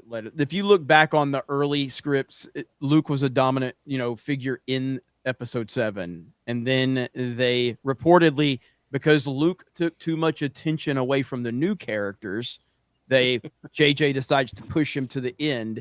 Now, there could be a couple of days. I've heard, Mark Hamill wasn't a great actor at this point in time. I mean, Mark Hamill's never been a great actor, to be fair. Yeah. But he's Luke fucking Skywalker. Of course, Luke Skywalker is going to take attention away from everyone else. Yeah. That just the idea to push Luke to the back for the new characters. That's a failed position to begin with. I think that is a great segue for War of the Rohirrim, guys. Talking about people that don't. What about the Dark Knight Rises again? You want to go another Dark Knight Rises? I want to talk about War of the Rohirrim. with the people that don't have vision, they were doing the same thing with Pirates of the Caribbean. Put that back. During the first movie, they didn't want him to act the way he did, like he was drunk all the time, a bit effeminate kind of thing. So Disney tried to change his character as well, which was loved. And it just seems the people at the top aren't the audience. They can't predict what the audience likes. Robert can attest to this. I doubt anybody in the fucking Disney boardroom has seen any full episode of any of Disney Plus or any of their fucking movies. I would bet my life on it. 100%. These people, they're not nerds. They don't watch this stuff. No. They don't even like this stuff. And they think they don't even like the audience. They think we're a bunch of incel idiots. This looks like a restaurant review. 2 stars. It does. I found a hair in it. I found the food flavorless and redundant. Yes. That's a pretty accurate statement. That was rude. Not that I'm going to agree with The Guardian on much of anything, but I will agree with them on this. The Lord of the Rings, The War of the Rohirrim review, redundant, flavorless animation, and a pure feminist story. And it's because of the quote-unquote criticism that there's too many, Tolkien wrote about what he wrote, which was a lot of dudes, because it's a dude story. You know what? A lot of women love this story. A lot of women have read this book. It appeals. And like it just the way it is. He's been to war and experienced what war is actually like, and it's just guys on the front line. So of course he wasn't going to put them in the front line. Right. Yeah, and just on your note, Gary, women like when men act like men, and they rise to the occasion and protect and lead and all that stuff. And so there's fundamental reasons why women like the original stories as they are, and they're not love stories. They're made to be exactly what they're meant to be. I hate that argument because the few female characters that are in the books are great characters. Some of the most beloved characters, Eowyn, like Galadriel, like the most beautiful, the most powerful, the most influential characters in the world. So like, get out of here with he doesn't know how to write women, or he never puts women in. Shut up. Just shut up. It's the same shit when it's like, oh, well, we need to put this person in it so this group of people feels represented. Tolkien's stories have been translated in like 60 different fucking languages. Yeah. The entire world has been exposed to this, and people all around the world enjoy it the way it is, the way it was written. You want to adapt something about what Tolkien's favorite, Beren and Luthien. All you have to do is adapt that. Okay. Yes. It's on his fucking headstone. So, why would they go to this? It's so shocking because we just talked about it, Warner Brothers and, this fight at the Lord of the Rings IP and all this stuff. And you have an opportunity to just come in and kind of kick a little dirt in Amazon's face with this Rings of Power bullshit. and instead you basically took their template and fucking copied it. I know. Like for this show, or for this movie. Hera is an unnamed character, and in my video, I read the one paragraph where she's referred to, and Wolf's hand was offered in marriage by his pops, Freka, who is a Dunlending lord, an up-jumped one, who's gotten very rich because he's on the border of the Westfold, right? So he's gotten very rich over there and arrogant, and Helm didn't like the guy very much. He invited him to councils all the time. He never really showed up. And the first part of the movie's pretty close. I'm going to say pretty close to what happens in the story. Then it goes off the fucking rails after that. And Helm Hammerhand, fucking, let me get my fucking hammer. Hammerhand. Helm Hammerhand. That would have been a cool fucking, if the movie was about him going out, like what happens is it was the arrogance of leadership. This is a tragic story. So he kills Freka like with one punch. That's where he gets Hammerhand, sorry. And then I never got the impression reading that he ever felt fucking sorry about it at all. And he just and he banished everybody. And he lets Wolf live. He's like after Wolf threatens to murder him and like wipe everyone out, is like, I'll let you go now. That's like which he does because Hera calls his name out and stops him. He is about to kill him, which would have been the correct decision. Yes, it would have been in the movie. But her mere existence fucks up this entire story. It does. Like, just her being there. Is she like insufferable girl boss like Galadriel? No. She's actually, I can't say likable. You don't hate her. She's just there. Bland. She's just very there. bland. She's like a sex with her. Piece of toast. Yeah. Like Ryan would want to have sex with the cartoon character, but I despised her because as a queen, her job is to marry somebody for the good of the realm, and all she talks about is, I don't want to do this. I don't want to do this. Oh well, if I have to. And it's like, no, you were born for this role. That is what you do. And she should have been raised with that in mind, and all she does is complain about her one duty, and she just starts sword fighting out of nowhere instead. It's like there literally is a line that comes out she's of the nowhere. best It's sword like, fighter. I will marry no man, essentially, is what she says. Which probably means she's a lesbian. Well, that's absolutely how I would take it. Like her taking off at the end with her elderly female friend. Come on. Groomer. Yeah. All I know is that dyke can play. I'm glad we got that in our video. Like that handmaid was more of a friggin' girl boss than her. Yeah. Like I couldn't. No, she's a Mary Sue. She's a Mary Sue. The other one's a girl boss. For sure. Yes. For sure. Yeah. There's instances where she should have died. But it just felt like fan fiction. Like that's what it felt like. It was just like, look at this story. There's a girl in it. Let me write a story about me in Lord of the Rings. Yeah. That's what this is. Yeah. I can ride faster than anybody, even though they're the horse lords. I can fight better than anybody. I'm the best strategist. It's just like the most Mary Sue fan fiction thing I've ever seen. But the meat of this story is fucking Helm. So after Edoras is kind of wiped out. By the way, Haleth dies defending the doors of Edoras, right? That he doesn't die arrogantly killing an Oliphant and then celebrating and then gets a fucking arrow in his neck. It was kind of which badass, only happened the way he killed it was badass. That only happened because of Hera. If Hera had left with everybody else, they would have gone back, seen everyone had left. They wouldn't have been fighting the elephant in the first place. Hera gets multiple people killed, and nobody calls her up on it at all. So they get pretty routed, and they have to go to the Hornburg, right? So they hold up at the Hornburg, and the story goes over a long period of time, right? And then there's a long winter, and Hama doesn't get killed because his fucking horse is too slow. He rides out looking for food when they're in the Hornburg, and then after that, the whole stories of the wraith of Helm going out. What Helm's doing is he's running out and just fucking killing people with his bare hands in the middle of winter. So there's this long winter that's affected both sides, right? There's they're starving, and he's just going out and plucking people. And it's scaring the fuck out of everybody. And there's 5 minutes. It's 5 minutes. Yeah. But they were humiliating him when he's lying down there and going, his wounds have healed, but he's so much in his fifis that he just can't move. And I'm like, it's just they humiliated him at multiple decisions with Hera going, you should do this. He's like, no, I'm going to go over here and be my own man. And then he's like, I knew I should have done what you said all along, Hera. So they tried to mix in the grief from his sons, which is what was the impetus of all that, but and losing. but it was more about Hera. So his sacrifice out there, which was supposed to scare the fuck out of the enemy so much that they, like, for one, they were cold and dying too, but they were like, I'm not getting anywhere near that. Like, I'm not getting anywhere near the standing up frozen Helm, you know, with his knees unbent, right? And then there was the rumor of the Wraith afterwards. And then time passes, and it's Gondor who comes in, and Freylof later on, who kills Wolf in Edoras. Wolf doesn't hang out and do for the whole fucking siege or anything. So the whole thing fundamentally was changed with Hera's presence. And okay, this is where she's total Mary Sue.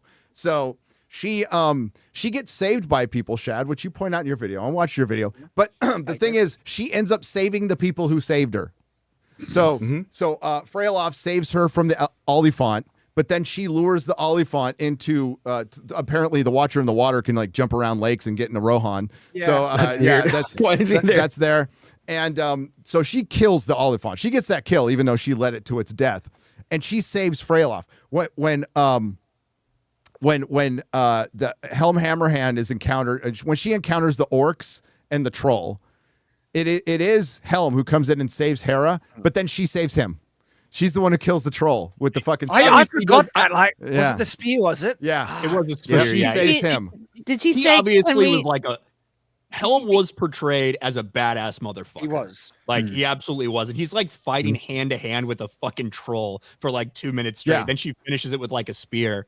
And then obviously everything he does like at the gate. He was portrayed as a badass dude. Yeah, he just wasn't in it enough. Yeah, he should have been in it more. Should have been him. And then they focused. did him dirty. Like the way they killed him off pissed me off so much. Like the film already had so many problems, and then that just buried it 10 feet down. Absolutely, because it changed his entire, like, you know, it was it's unknown because it's appendices and it's like 2.5 pages that this is described over, right? It's 2.5 pages. So they feel free to fill in, and what Ryan said, they just did exactly what Amazon does. They just did it a little better because Philippa Boyens is involved. She's a producer and she wrote the story. I don't think she wrote the final script. And they had a lot of the Peter Jackson iconography there. And let's be real, the Rohans were all blonde. You know, they look like RoHERrim. The RoHERrim look like surprising. That was, you know, the Sothrans look like from the south. They all look like they were supposed to look, so that's good. And hey, they got a ginger. There's an actual ginger that hasn't been replaced, so props to that. I want to give it. They some made props. her look hot. It's like, okay, yeah, well done. I think you'll find a lot of this was down to Miyazaki though controlling the way everything looked, which is why the story is feminism, but the actual visuals are not what you would expect with that kind of story. If they'd been in control of the visuals, you wouldn't be saying any of this about them either. Probably not. And you know, just on the note of this feeling of like a very feminist story, to me, the biggest sign that this feels like a feminist story is all the validation, all the everyone feminism around, everyone around Hera is constantly saying she's so amazing, and the narration. That's why Helm dies. She's as wild and free, and Helm literally dies, validating her. Yes, he had plenty of time to get through the gates if he'd shut up telling her how amazing she was. No, I flipped out. There's time. No, he had to apologize and say, I should have listened to you. You're the leader that they really need because I'm just a man. Yeah. It was And basically you're just so much better than me, so I'm just going to go die because I'm the disposable male, and there we go. We're not being James Bond facetious. all over again. We're not being facetious when we say that. That's actually literally why Helm chooses to die. It's because she will be a better leader for the people than him. Yep. And he then chooses to commit suicide. And we're not kidding. That is unironically what happens in the film. They had every chance to save him. There were people on the ramparts that could have saved him. They could have opened the door. Even Hera could have done something to save him. And they all let him die. And then he walks off and kills himself because he has to make way for the woman, right? Imagine how he would have felt when she didn't even become leader at the end. Yes, that's like, I died for that. And this is like, no, I want to go off and have adventures. Gandalf. Oh, God. Jesus. That's the whole thing. Like, they have retconned a story that exists in Tolkien's lore, and they have inserted a character who never did any of this, was never the reason that all this happened. And now not only that, but they set up in the aftermath for her to go run around and help Gandalf track down the fucking rings. Like, what the fuck are we doing? It's like Michael Burnham. How do we not mention her? But they insinuate that she's left out of the annals of history in the beginning because she's a girl or a lesbian. But she single-handedly saves Rohan.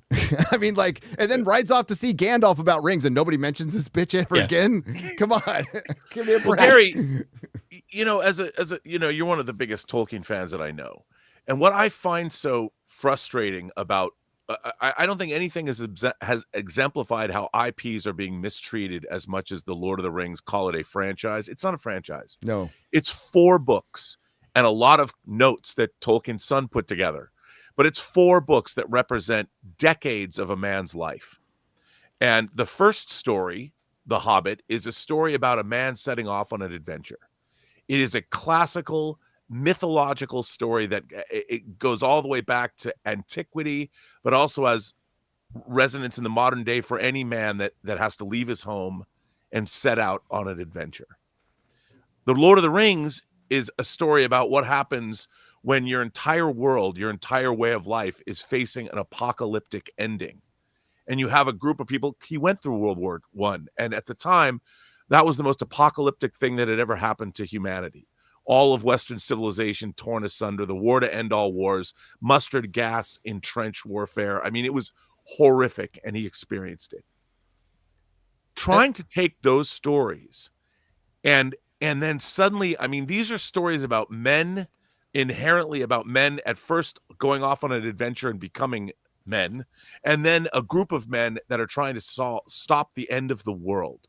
While other men, if you read the books, you have the Scouring of the Shire. Even after the Hobbits and the Fellowship is broken but successful, they come back to their way of life to only find their way of life plundered by Sauron and Wormtongue. It's not in the movies, but it's in the book. And you think about that, and you have to ask yourself, what are these tales about? Now, it's not because, look, I love Princess Mononoke. That's a great movie. I love what Studio Ghibli would do. Mm-hmm. But why pervert a man's work? Why not find other stories to tell about characters like this? Why are you inherently, at its very core, changing what Professor Tolkien was trying to do with his life's work? Well, it's because they don't care about it and they want to piggyback off the popularity. Well, they think they know better. Well, yeah, but they don't know better, and they'll never. No, the quality of the finished programming proves it, because it's inherently not what they're trying to make. And so they can try and stick a square peg into a round hole, but it will never work because that's not what the original creator intended. Well, going back to what I was saying is, not only do they think they know better, they think they can fix it because, that's how it's being framed by, the usual suspects in the access media. It's being framed as, they just fixed a big problem with Tolkien. There weren't there weren't any problems with Tolkien. No, there weren't any. There's only problems with you. If you find problems with Tolkien, then the problems are yours. That's it. It's just a fact. It's envy. Like the original Lord of the Rings, one of the messages is that everybody has a role and you need to play your role. And this is very much like everyone evolved in a way to fit in a certain part of society. But if you're envious, if you want to do what they do, if your role is somewhere else, but you really want to be the person going on adventures and saving the world, then you become envious of that position. And so when you get the chance to write a story, now you put yourself into that position, which is what they've done here. This would have been a great story if it was basically a tragedy about Helm Hammerhand and how he basically lost everything, went mental, and did the only thing he can fighting a one-man war, and eventually died. Great. And it just ended with him like freezing out into the mist, and everyone was scared of him. And you can epilogue with the Gondor coming in, and but that would have been it would have been one man trying his best, losing everything but continuing anyway, is a story everyone else can get behind, and it is the Lord of the Rings story. But in this, if you're envious, if you want to put this unnamed, because they all say I felt the weight of being this unnamed woman who was having decisions made about her that she didn't have any control over. It's like, that was her role. That is the role of a princess. You do get decision made for you by everybody else, and you get married off, and this is your life. And you could have told that story, but they wanted to put her into somebody else's role, and it just doesn't work. Yeah, she should have been like a side character. I would have been fine with her being there as a side character, or maybe we're seeing it through her eyes, but we're still seeing Helm's story. It became her story. They could have done the politics of it, the background of the men of Dunlin, the wild men. They were displaced. Gondor gave Rohan to the Rohirrim, and they displaced the people who lived there, and that was the source of the resentment, right? Get into that a little more, because that wasn't explained. That's topical. Yeah. You know, so like, yeah, and then you could, and that could have been part of the story. But you know, yeah, Hera could have been a really well done support character, also a motivating thing, because Helm's motivation was to try and protect his family and his people. And the movie could have been great if they focused around Helm. And even with all the crap and disservice they did to Helm, he was still the best part of this terrible film. 100%. Well, I'm going to paraphrase, but it specifically says in the appendices, you know, in the House of Errol, like he's really the most interesting king until we get to Theoden, right? So, and that's the way the sentence starts out. And they made him a guest star, you know, and it was so predictable. As soon as we saw it in the trailer, and Robert, I was looking forward to this movie the most of any film this year. I was like, an anime Lord of the Rings. I was cool. too. Yeah, I love the character designs. You know, obviously the animation is all over the place, but look, give me a great fantasy story. I don't care if the protagonist is a male or female character. I don't. I mean, that's like I said, I adored Princess Mononoke. I grew up, you know, Kubo and the Three Strings or Two Strings, or give me a great character in a great story that's well told. But these stories like Rings of Power and like this story, they feel fraudulent from the get-go because, again, they're trying to take one man's work and turn it into something else. And it will never work because the very essence of what Tolkien did is not this. It never will be this. Gary, I think you really touched on a chord with me when you were saying that, you know, they want to come in and fix it. And I get so pissed off because if anyone wants to come in and fix a property through an adaptation, they don't deserve to freaking touch it because it means they don't like it. All right. Like people who truly like something don't want to fix it. They want to adapt it and be true to it. Right. But if they want to fix it, that means they are unworthy. Don't even let them near it. They didn't like this story, you can tell, because they humiliate Helm and Wolf repeatedly. They'll go to do a decision, and someone will go, no, you can't do that. That'd be really stupid if you did that. He's like, I'm going to do it anyway. Wolf does it like 5 or 6 times. He's trying to do something like, you really shouldn't. That's a really bad idea. I'm going to do it. And he's like, slaps you in the throat and everything. And what's the antithesis of all of that? It's because he got spurned by Hera. They made Wolf a hopeless simp. That's like, it's like, God damn he was it. incel at one point. He's like, how dare you turn me down? And even when she's just about to marry him, he's like, oh my God, I can't believe you're still trying to boss me about. This is one of the issues with putting your own modern personal feelings into an old tale. It just doesn't work. You're like, wait, what with that attitude? This guy is a king. He can get anybody he wants in his kingdom. He's sitting on the throne of Edoras, you know. But to have a crown doesn't make you a king, apparently. No, despite being they have him at the king of all these siege. people. They have him at the siege like through the long winter, you know, and he's like, no, she turned me down. I'm gonna get this bitch. You know, that's his whole thing. He's just spurned, and he was always in the friend zone, like from day one, because she was a lesbian. Yeah, she's never into you, bro. I'm sorry. Maybe you don't play for your team, bro. If you would have like done all Tolkien that wrote her. field training and made her a tomboy, maybe she never would have swung that way. Yeah, maybe. But Robert's right. We want great stories, and if you want a great female action hero story, you can't tell it in Tolkien's world. Like, you just can't because it doesn't exist. Unless you adapt one of his. Well, that's the thing, and he's got 3 stories. What is it? The Fall of Gondolin, the Children of Hurin, and Beren and Luthien. Yep. I mean, Beren and Luthien is the kind of movie that if it was done correctly, I mean, he wrote that. It's basically about how much he loved his wife. Yes. You know, and it's his wife, a great team, and they've got, it's got Sauron and fucking werewolves and Morgoth and a giant dog. And I mean, if you get the rights to that, it might be an Academy Award winning movie. Epic. It would be epic. And that was something Tolkien said, you know, this is the kind of thing that would lend itself to becoming a long form narrative. And it was more of an epic poem, but it's one of those 3 stories. And I don't understand why those, like, if you own the Lord of the Rings IP and you knew a lot about it, wouldn't those be the first 3 stories that you would put into some kind of development? It's so funny. Tolkien has such a rich, incredible history with all these incredible stories. Then the people get the IP and they're like, we're going to make up our own thing over here. I know. Yeah, in between all this great stuff, we had a movie. Why not? In the Arctic. Why not? If you're in a battle with Amazon, just make a trilogy, and you can make a trilogy on this, on the War of the Last Alliance that leads right into Lord of the Rings, and beat them to it. In the article, the they did say they should. The reason they chose this story is because it was self-contained, because most of the people die. But then she immediately goes off at the end and sends her off to speak to Gandalf and send her on a long story. I know. So even their own it's not self-contained anymore because you've put her into the main timeline now with the main characters. Yeah, in fact, this felt like a backdoor kind of pilot to introduce a new character that's going to lead a new arc in Have the Lord adventures of the with Rings. Gandalf. Yeah. They were hoping this was going to be very successful so they could then continue her story. So I know some people are upset. I'll say they use the voice of the late, great Sir Christopher Lee. All right.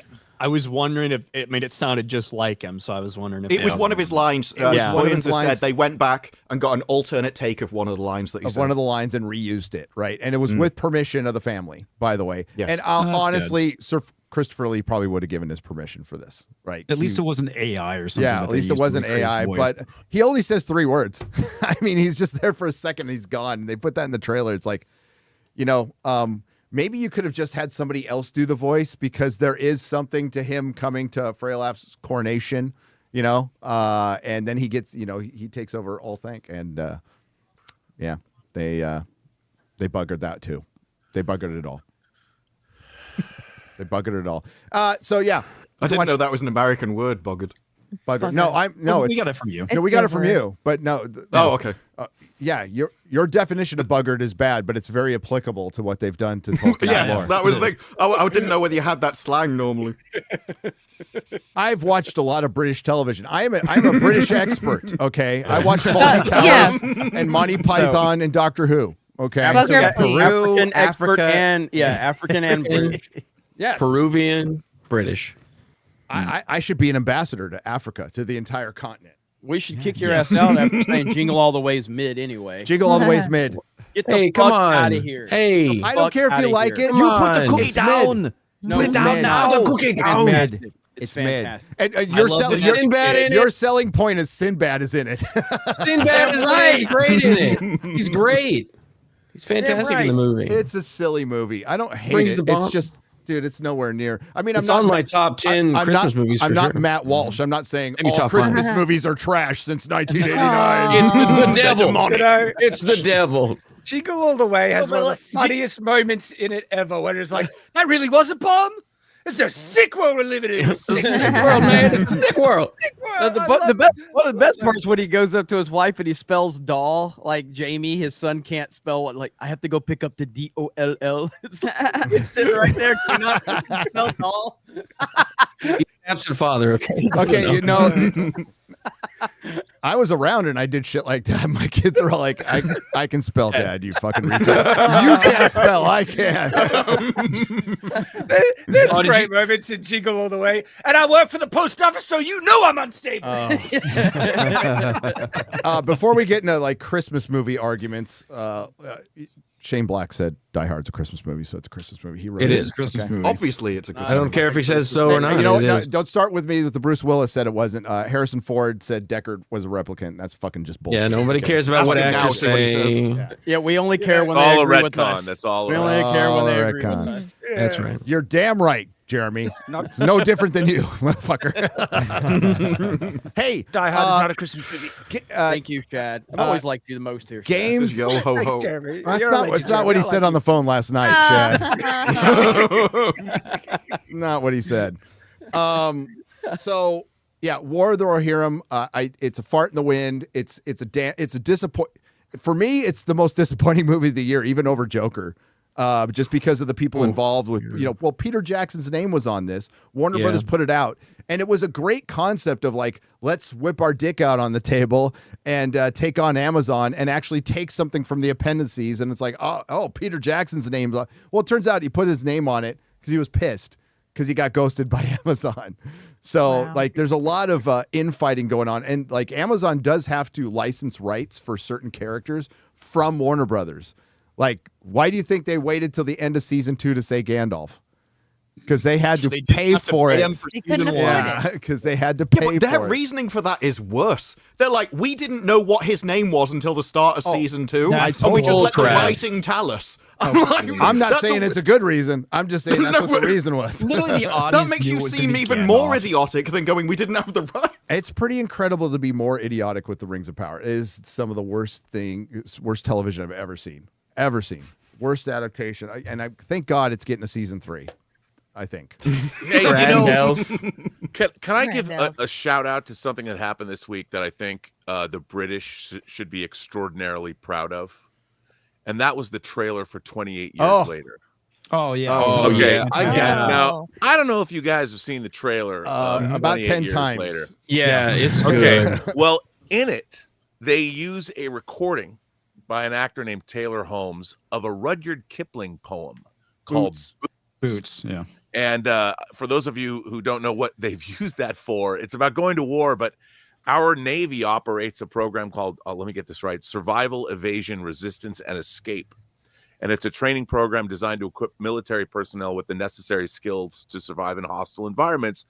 And part of this involves detaining them in a small cell while being repeatedly played the same poem that was used in the 28 Years Later trailer. Oh. Now, I don't know who decided or who allowed them to do that, but this to me is officer thinking. Danny Boyle's an Academy Award-winning director. Alex Garland's a great director. We saw Civil War earlier this year from him. He wrote the series Devs. He's a great writer. And only the two of them could have done something as clever as putting this 1915 recording of a Rudyard Kipling poem in the trailer. So not all is bad in the entertainment. No, it's not. No, hang on, real quick. Garrett, did we get hit last time when we played this? No. Okay. No. That's all I wanted to know. Sorry, Shad. Go on. Well, the question it's the same from the same people that brought you Kraven the Hunter. No, it's you're not wrong. Like, the best stuff I've seen this year, Robert, has been on fucking streaming. I hate to say that, but. They allowed the creators of this franchise who are making 28 Years Later, they allowed them to come up with this because nobody in Hollywood has the wit. No, this is how you do a trailer, by the way. This is absolutely how you do a trailer. Mahler was talking about it, where it gives you an idea of the atmosphere, but it doesn't give you the whole fucking plot. That's what this is what you're supposed to do. The counting in the background, is that the poem you're referring to? Where, Yes. Yeah. Because that really struck me. It's like it's eerie, it's evocative, the way it builds and the way it intersects. It's actually they started with the Teletubbies and it's like happy, and then it immediately bro. The Teletubbies set the tone, bro. Well, no, so it shows the kids they're watching Teletubbies. And then, and that is a recording from 1915. It's the actual recording that the military uses of a Rudyard Kipling, another great British writer who's been adapted many times. The Jungle Book is right out of his work. Speaking of a Disney connection, but this was the fact that they made a trailer and did this. I'm sure when I would love to have been in the boardroom when they gave them the cut of this trailer, because the marketing department's like, what? But it's so effective that they couldn't say no. Honestly, the thing with British cinema, the BBC themselves used to make incredible television, and now they couldn't make anything to save their lives. Nope. The collapse of even the same companies has been so dramatic so quickly. No, the full poem's like long too. You can find it on YouTube. It's minutes long. You can get the whole recording. Yeah, and it builds up, and it's crazy. I'm looking it up now. Is it called If by? It's called Boots. It's called Boots. Yeah. I'm looking it up because I want to check this out. Somebody sent it to me. We can watch this. Let's watch it because it's good.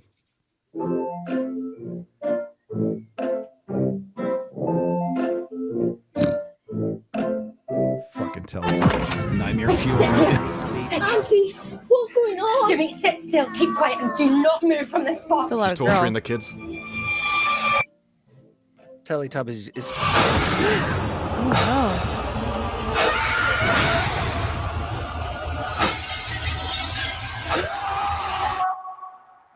no. Mm. 7, 6, 11, 5, 9 and 20 miles today, 4, 11, 17, 32 the day before. Boot, boot, boot, boot, moving up and down again. There's no discharge in the war. Don't. Wow. Don't. And we do have these islands which you can only get across sea at certain times of the day and stuff. So. Hey, it's Kraven. Nevermore. That's an awesome scene right there. Yeah. In the war. Ooh. A little bit of the road. Feels like the road a little bit. They will get the top of you. Food. Damn, this is hardcore. Food. Moving up and down again. There's no discharge in the war.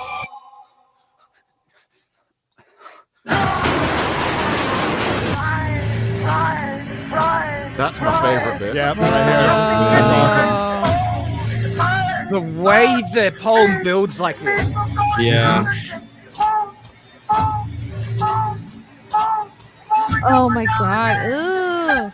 That was Jimmy Carter, actually. I thought that was And yes, Aaron Taylor Johnson is in that movie. Yes, he is. Yeah. So this is a perfect trailer for many reasons. Yes. Number one, I don't want to see anything else from this movie. That's before I it. go That's see all I need. I don't want to see another anything. I don't want to see any more promotional material or So nothing. I've spooky. seen all I've needed to see. I don't need to see anything else. I think you will get another trailer that tells you a bit absolutely. of the story. You know you will, but what But I'm they don't saying, need to. I agree yeah, with but they Jeremy. don't need to. Yeah, it's so You just yeah, dropped the that's- mic after that one. You don't That's need all to it do is. shit. That's it. That It's is one it. of the great trailers of all time. Yes, It's really, really good. That's a perfect trailer, and you don't want to see anything else because you risk yourself of hurting the experience now if you see Yeah, anything else. If agreed. you're not hooked after that trailer, you are not going to go see this movie anyway because that is an absolutely masterpiece of a trailer. Yeah. Remember, Now, do you think that only Cannot works wait. because you know the IP already? Do you think that would work for a No, fresh IP? I don't think I've seen a single 28 movie. I'm not- and I'm interested now. I don't Yeah, even me remember 28 Days later. I feel like it would even work time better. ago. I think it would work on its own. So, I think so it I would. think do it, too. I think it works on its own. I don't think that even if it tied to something that people know, I think that trailer in isolation is a perfect trailer because it doesn't tell you anything. Yeah. And if you go into that not knowing anything about the previous stuff, it still hooks you and you're interested and It you shows want you to see enough it. to want to see more, which is the most important thing. That's the whole point of a trailer, right? It's That to make you want to go see Was the the movie. whole point of the trailer instead of Yeah. showing us the entire Yes. story. Now, Exactly. like good trailers doesn't mean a good movie. Okay, I always Yes, that's I like- true. Dude, the 2014 Oppenheimer Godzilla trailer was a fucking masterpiece. That was such a fucking good trailer, and that movie just did not deliver on that. I promise. remember Aaron Taylor Johnson. There's this movie I've rarely that talked was about. With 2012. Man of Steel had really great trailers. I'm not sure how people feel about it. We've never had that discussion, but I fucking hate it. But the trailers are the best trailers ever made. They're pretty good trailers. They're Yeah, fucking they're great phenomenal. trailers. They're phenomenal. Fist on the ground. Yeah, Those are the come on. best trailers I've ever seen. We're supposed to get a Superman trailer next week. Oh, Really? We'll Yep. see how Yeah, this goes. James Gunn is screening it to like I think he's screening it to a couple select media members first, and then they're supposed to release it at some point next week. Yep. And they did say yes to a Clayface movie. I was gonna say, by yeah. Flanagan. By Flanagan. Like, okay, I'm so for con- one- I'm wait, I have conflicted. questions. Wait, For Mike one, Flanagan Mike from yeah, the Haunting of Hill House. yeah, who's like Yeah. doing Yeah. 13 projects right now. I don't know Yeah. how he's going to write a Ooh. script for And Clayface. almost But all of them end up good. So Yeah. things I've heard about Clayface is it is supposed to be like a horror terror type of movie. Yep. Good, Budget good. in the like $30 to $40 million range. And if you're gonna do a Clayface movie, like that's what it needs to be. But you know right? what would It make needs it to be rad, low Ryan? budget. You know what would make that particularly rad if they did like a rated R horror Clayface with Batman, mean- with Batman, With Batman. with Batman in it. That would be cool. It would be. But Flanagan's been hit or miss. So I think Haunting of Hill House is a fucking masterpiece. I'm not a big fan of Bly Manor. And then there was I'm that not other either. one, Midnight Mass. Midnight Mass? something Yeah, like that. Mass. Midnight Mass fell off at the end. Yeah. But it's like very Well, intriguing the entire way. It was through. interesting. It's, Honestly, Haunting a Hill House. I mean, it's got a weird ending. I like it. it does have a weird it has a ending. weird It does. ending. Good show. It I does like have a Bly weird Manor. ending. The original story has a weird ending. I mean, it's Bly true. That's Manor's true. not Haunted- terrible. yeah. I think people went into Bly Manor expecting Haunting of Hill House, and it's just a wholly like it's a slow burn. It's very slow burn. Yeah. I feel like I care more about the characters in Bly Manor than I actually did about Hill House, but like the horror element of Hill House is better. I don't know what they're doing announcing this though. Like I'm so confused. Like they don't have a Batman. I thought we were gonna have a clear announcement of stuff, and they're gonna greenlight stuff when scripts are done. So, does that mean the script's done? Because that's what James said. That's what James Gunn said. We're not greenlighting anything until a script is done. So, is the script done? It must be, right? I don't know. But I don't know what the fuck they're doing. Is it a standalone? Is it like? What are we doing here? How about like we get a good Superman movie out first? You know, Creature Commandos. Some people like it. I don't, but it's out there. And I like James Gunn. I like most of his work. I just didn't think Creature Commandos was anything spectacular at all. I haven't seen the newest one yet, but like this is just focus on fucking Superman, okay? Because if Superman fails, none of this shit's happening. Yeah, I agree. You still work for Warner Brothers. They will pull the rug out from. I don't care if it's new management. This is Warner Brothers. They will not continue to do this if things fail. They will have a knee-jerk reaction and pull the rug out from under you. And always do. Superman is such an odd character from a cinematic standpoint. I remember when Superman Returns came out, and everyone expected that movie to just blow up. And of course, I think we were all disappointed by it. I don't think anyone really thinks that's the greatest Superman movie ever or anything. But it didn't. It never picked up. Like I don't even think opening weekend. Now it's a different time way back then and everything. But still, that movie did not. There was a lot of Robert. Were you at the Comic-Con where they did the panel for Superman Returns prior to coming out? Oh yes. I, as people know, I worked on that movie. I was on set for a year, shooting all the behind the scenes. Yep. But that was the first time they projected that kind of video in Hall H. And I was there. And the hype was unreal. It was crazy. Unbelievable. It was crazy. And Brandon Routh was a great Superman. I think I will die on that hill. I think he was too. And no one worked harder than he did. I mean, that guy worked amazing. He's such a nice guy, and he worked his ass off for that role. He really did. I wish they would have given him lines in the movie, because I think he was a good Superman. I wasn't down with the whole like stalking Lois thing, but dude, that plane crash scene is still one of the best Superman scenes. That's a fucking good scene, man. So good. So good. I think it's tough because we so desperately want people to be like, I want more Christopher Reeve Superman. And in Superman Returns, they were like, all right, we're gonna make this just exactly like Christopher Reeve. And it was, it wasn't Christopher Reeve, it was Brandon Routh. And I feel like people look back at that differently, especially after he got to have his little bit of Kingdom Come Superman in the Arrowverse as well. Even those couple scenes, people are like, man, I really wish we got to see Brandon Routh be Superman instead of trying to be Christopher Reeve. Yeah, and I do think the one thing about Superman Returns, when they showed it, the original, what they called the Friends and Family cut, it was about a half an hour longer. And I think a lot of people didn't get it. Like, it opened with the return to Krypton sequence. There was no spoken dialogue in the first 20 minutes of the movie. And there was just a lot more to it, a lot more plot. You found out that it was Lex Luthor who ginned up this evidence that Krypton was still there. And it was Luthor that sent Kal-El out to try and see if there was anything left of his homeworld. And there was just a lot more plot, but it wasn't family friendly. So they cut a half an hour out of the movie. And one day I would love to see. Yeah, that I'm not saying that was the perfect cut of Superman Returns, but I quite enjoy. I saw that cut twice in a theater, and I would love to. I wish that somebody would go back and reconstitute that cut of the film. It's weird that, like, I mean, you want to preserve people's films if they don't want to do it, but if a director's down with it, like, well, you need content. If you're looking for so much content, then just release an air cut on Max. A lot of people want to see it, you know? And it's done, So back to the point of like the Superman Returns, and then Man of Steel obviously did pretty good in theaters for sure. But it didn't, in that era of superhero movies, it didn't quite catch on like everybody was expecting. And then now here we are with the new Superman, and it's like, I have no idea what James Gunn's going to do. I've liked almost everything James Gunn has done, but predominantly he's done everything with Guardians of the Galaxy, which was a very, like, no one knew Guardians of the Galaxy, generally speaking. So he had a lot of liberties he could take. Can't do that with Superman.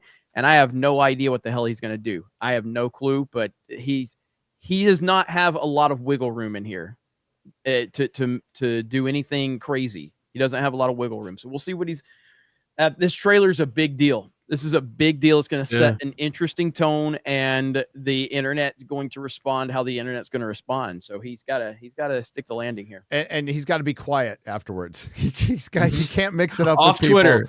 Off Twitter. It's like, bro. I mean, okay. If he roasts Grace once in a while, that's kind of funny. But yeah. Yeah, I think he has all of the elements of a director that could, because he's done great sincere moments, a lot of touching moments in like Guardians. We've seen that. He could be bright and silly, but he's also kind of subversive and dark and kind of dirty in ways. We lose Rob? Oh yeah. No. Yeah, we did. There he is. He's right there. I got StreamYard kicked me out. Oh, what the heck, StreamYard? StreamYard. I think Rob just found out I voted for Trump, so he's like, I'm out. Come on, man. You and I go way back. I'm fucking with you. No, I'm fucking with you. You know what? I've held this good for a long time. I've often looked at Jeremy as I've for years now.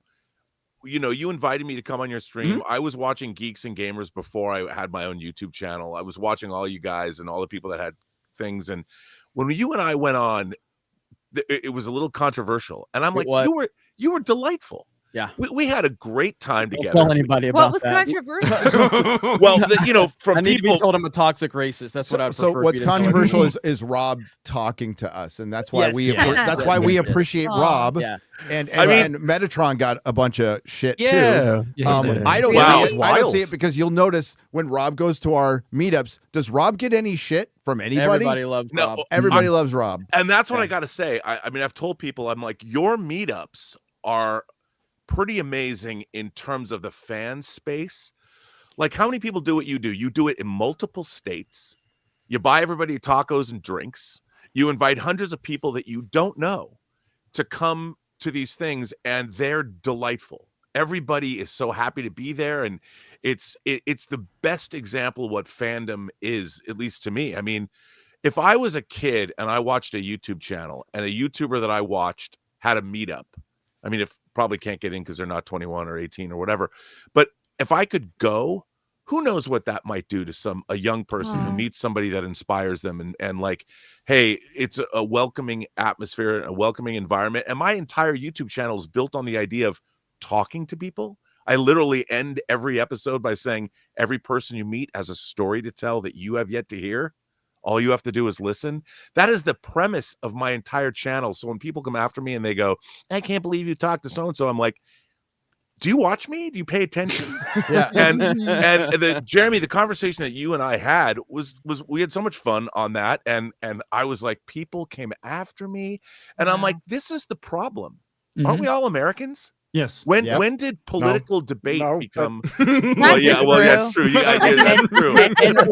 And what's crazy is but they all wish they were, Rob. They all wish they were. We didn't even talk, and we honestly didn't even talk about anything controversial. We were talking about all the shit we like. Because we're fans. Which, to be fair, I got a lot of blowback from my audience too, because I was talking about things I like, and they don't like when I do that. Well, you know, next time maybe we should go to the Oxford Union and we can have a real debate. And people will boo us. Yeah. That's what I'll do. Rob, the crazy thing about it is that we used to be able to agree to disagree and have pleasant conversations and debate and have, talk about things. Now it's like, oh, you believe something different than me? Well, I can't associate or talk to you. Ryan and I have a pleasant conversation on something we disagree with at least once a week on Daily. It's very nice, very responsive. Always daily, and then on phone calls afterwards. Yeah, and then just every time you really see each nice. other. Yeah, I have to just stop fucking showing up to the stream.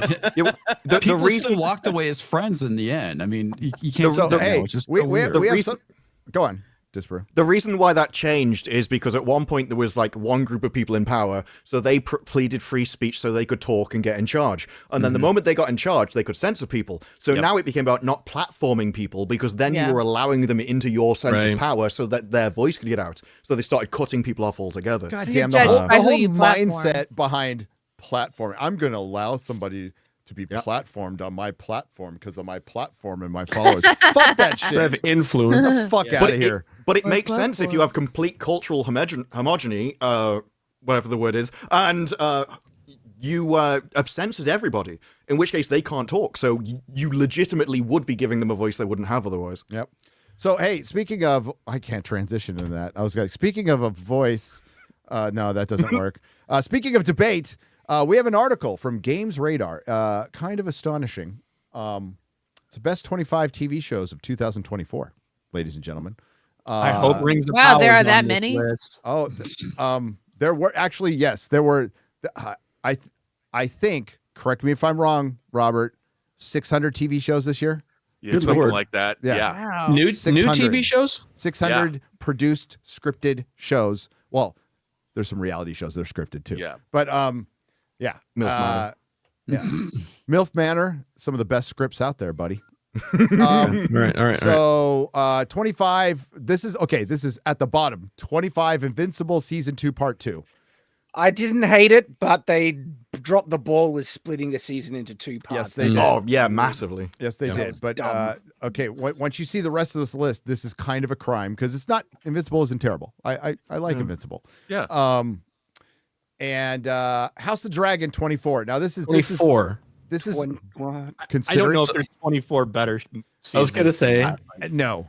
Not that I think it lived up to season 1, but I don't think that there's 24 okay. or 23 other better shows. ones. Ryan, I'm sure you saw. I got blocked by the person immediately, but somebody like went out and said, "Well, because House of the Dragon didn't win any awards," and they're all, "Well, this is what you get when you don't protect your minority actors." And I'm like, "What the fuck are you talking about?" Excuse me. What? They're reaching, man. No, They're reaching around. HBO told them they could not do the last 2 episodes of the season because of budgetary reasons. Yes. And they decided we'll move it to next season and then we'll shoot it faster, which didn't happen, by the way. It was supposed to come out sooner. And it was a massive fuck up on HBO Warner Brothers. It was a budgetary decision. Yeah, because like this season, it did feel like at the end you had blue balls, like they were building up to something all season long that didn't happen. And it's like, oh, that was supposed to be episodes 9 and 10. It was supposed to be the biggest battle we've fucking ever seen in Game of Thrones. Oh, okay. Well, makes sense then. Well, yeah, and it should be the biggest battle you've seen because of their budget. And then there's another one later, right? But this one's going to be the big one. And it's going to start. What the hell is that doing there? So the Acolyte is above Invincible and House of the Dragon. All right. Wait, this is best? This is what happens when you don't protect your minority actors. Okay. This is Games Radar, so this is not is- surprising at all. Yeah. Every single bit of credibility they could have is lost. I will not trust anything. Yes, we all know what happened with the Acolyte. So then we go up to 22. Okay. This show, I don't know. I know of it. I've Haven't heard seen good it. things about it, but I never seen it. Yep. You know what? I'm without having seen a second of it, it's better than the Acolyte. All right. It's a good show. It's uneven, but it's a good show. Selena Gomez is off the market now. Just kind of sad. Sorry, Ryan. Why? Because she got fat? No, not fat. She got engaged. Got engaged Oh. to Benny She Blanco. got massive tits now. Okay. Because of the baby. Because of the baby. The Boys season 4, TDS, Didn't the watch show. Yeah, I didn't watch it either. I dipped out after season 2. Yep.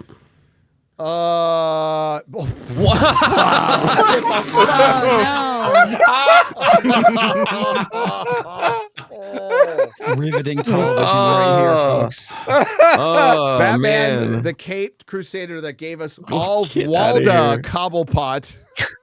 It's amazing this year gave us the best portrayal of Penguin in a long time and the absolute worst. By the way, when was this article written? A couple days ago, probably. Couple days ago. Okay. It's like their year-end thing, you know. Okay. The thing with Oswalda wasn't that she was ugly; it was that everyone found her attractive. was like hot. she was They were all literally like, like "Ooh." bringing people to the ship just to look at her. It would have felt a little different if There she she was is right there. basically so powerful and intimidating that she was forcing people to say she was attractive, and like that was an element of the character. Maybe, That's not how they presented it. Oh, She's a sex Ryan, symbol. I appreciate you trying there. I know nothing about the show. Don't know what this is. No. Never seen- Borat. It's a. Borat. It's like Dancing with the Stars or something. Robert's gonna be 18. the only person that's seen all Okay. of this shit on the list. No, I haven't seen that. No, I tried to watch this and couldn't finish it. It was pretty terrible. I was excited about this show because it's a spinoff of Sandman. Yeah, from Sandman. And it was not great. It was not great. And yeah, poor Sandman. they've been trying to adapt Sandman forever. They finally get a show, and they in my opinion, they fucked up some things. Constantine, and it did well enough to barely get a second season. Then we have all the Neil Gaiman stuff, and that second season will be its last. I promise. Did you ever see the full Constantine series ages ago that then went on to one of the CW things? Yeah, the NBC series that was With fucking Matt awesome. Ryan? Is that That his was name? he He went into the Future of Tomorrow or whatever the series was called. Legend of Tomorrow. So there you go. Yeah. But initially, it was just one season on NBC, which was such a weird choice. But I love that. That's first my season. favorite series. Yeah, it's so good. It was good. Yep. He's like he's like plays a perfect Constantine in my opinion. Yeah. As much as I love the John Wick movie, like for what it is, like John Wick. John Wick movie. Yeah. All right. John Wick. Everybody knows. Yeah, we knew what you were talking about. Yeah, everybody fucking knows. I watched that movie on a plane. It's so fucking good. I love that movie. No, Matt Ryan's season 1 of Constantine is fucking good. It's super good. Yeah, very good. Yep. So, Shad, Delicious Dungeon. I've watched a good chunk of it. It's actually quite charming and enjoyable. I watched the first episode. I liked it with the kids. I watched it with the kids. You need to check it out. There you go. All right. They fight monsters and eat them. On this one picture, I never want to ever watch that. There's a cool night. There's a cool night in it. All right, they're just showing the girl. All right. It's quirky and 16. charming. And Doctor Who. Oh! This has one of the most horrific episodes of television I've ever seen. I think I threw up. Okay. It's got strong competition. We're not talking about Acolyte and Doctor's placement on this list necessarily. The fact that they're on a list at all that isn't worst TV shows ever made is incredible. This was the worst season of Doctor Who. Somebody put on Twitter, like, what's a decision that destroyed a TV show? What's a one single decision? Somebody put up, the first female Doctor played by Jodie Whittaker, and they're not wrong. But things got worse. They actually got worse. They got worse in this series. This was like, you thought it was bad at the start, and he was like, no, you've seen nothing yet. You're like, wow, I thought Chibnall was bad. Woo. And some of the episodes are like, they have layers of crap that you have to rewatch multiple times to actually understand just how horrific the message is. Because it's so sad. Filled with ideology. What's happening? I think too. Also, I really like Judy Gatwa as an actor. I really like the show Sex Education. I don't know if you guys have watched that with Gillian Anderson. Great show that's set at a British high school, and he was in that show. I think he's a great actor, and I can't believe what they saddled him with. These stories, these scripts.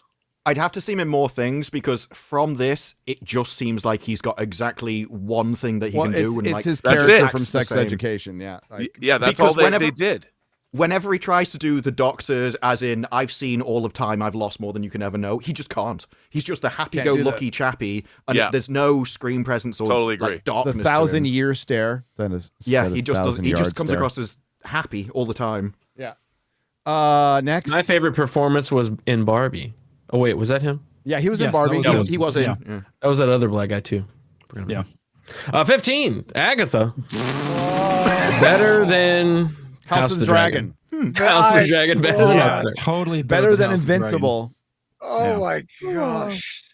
How could they think that? This is hard for me. Is this like written by one person, or is this like a staff compilation? I'm pretty sure. No, they don't have a staff at Games Radar. I think it's written by AI. Probably. Yeah. My favorite thing about this article is when they waited a few days and then Total Film tweeted it out as well. It's like, yeah, you're gonna have to take the bullet this time.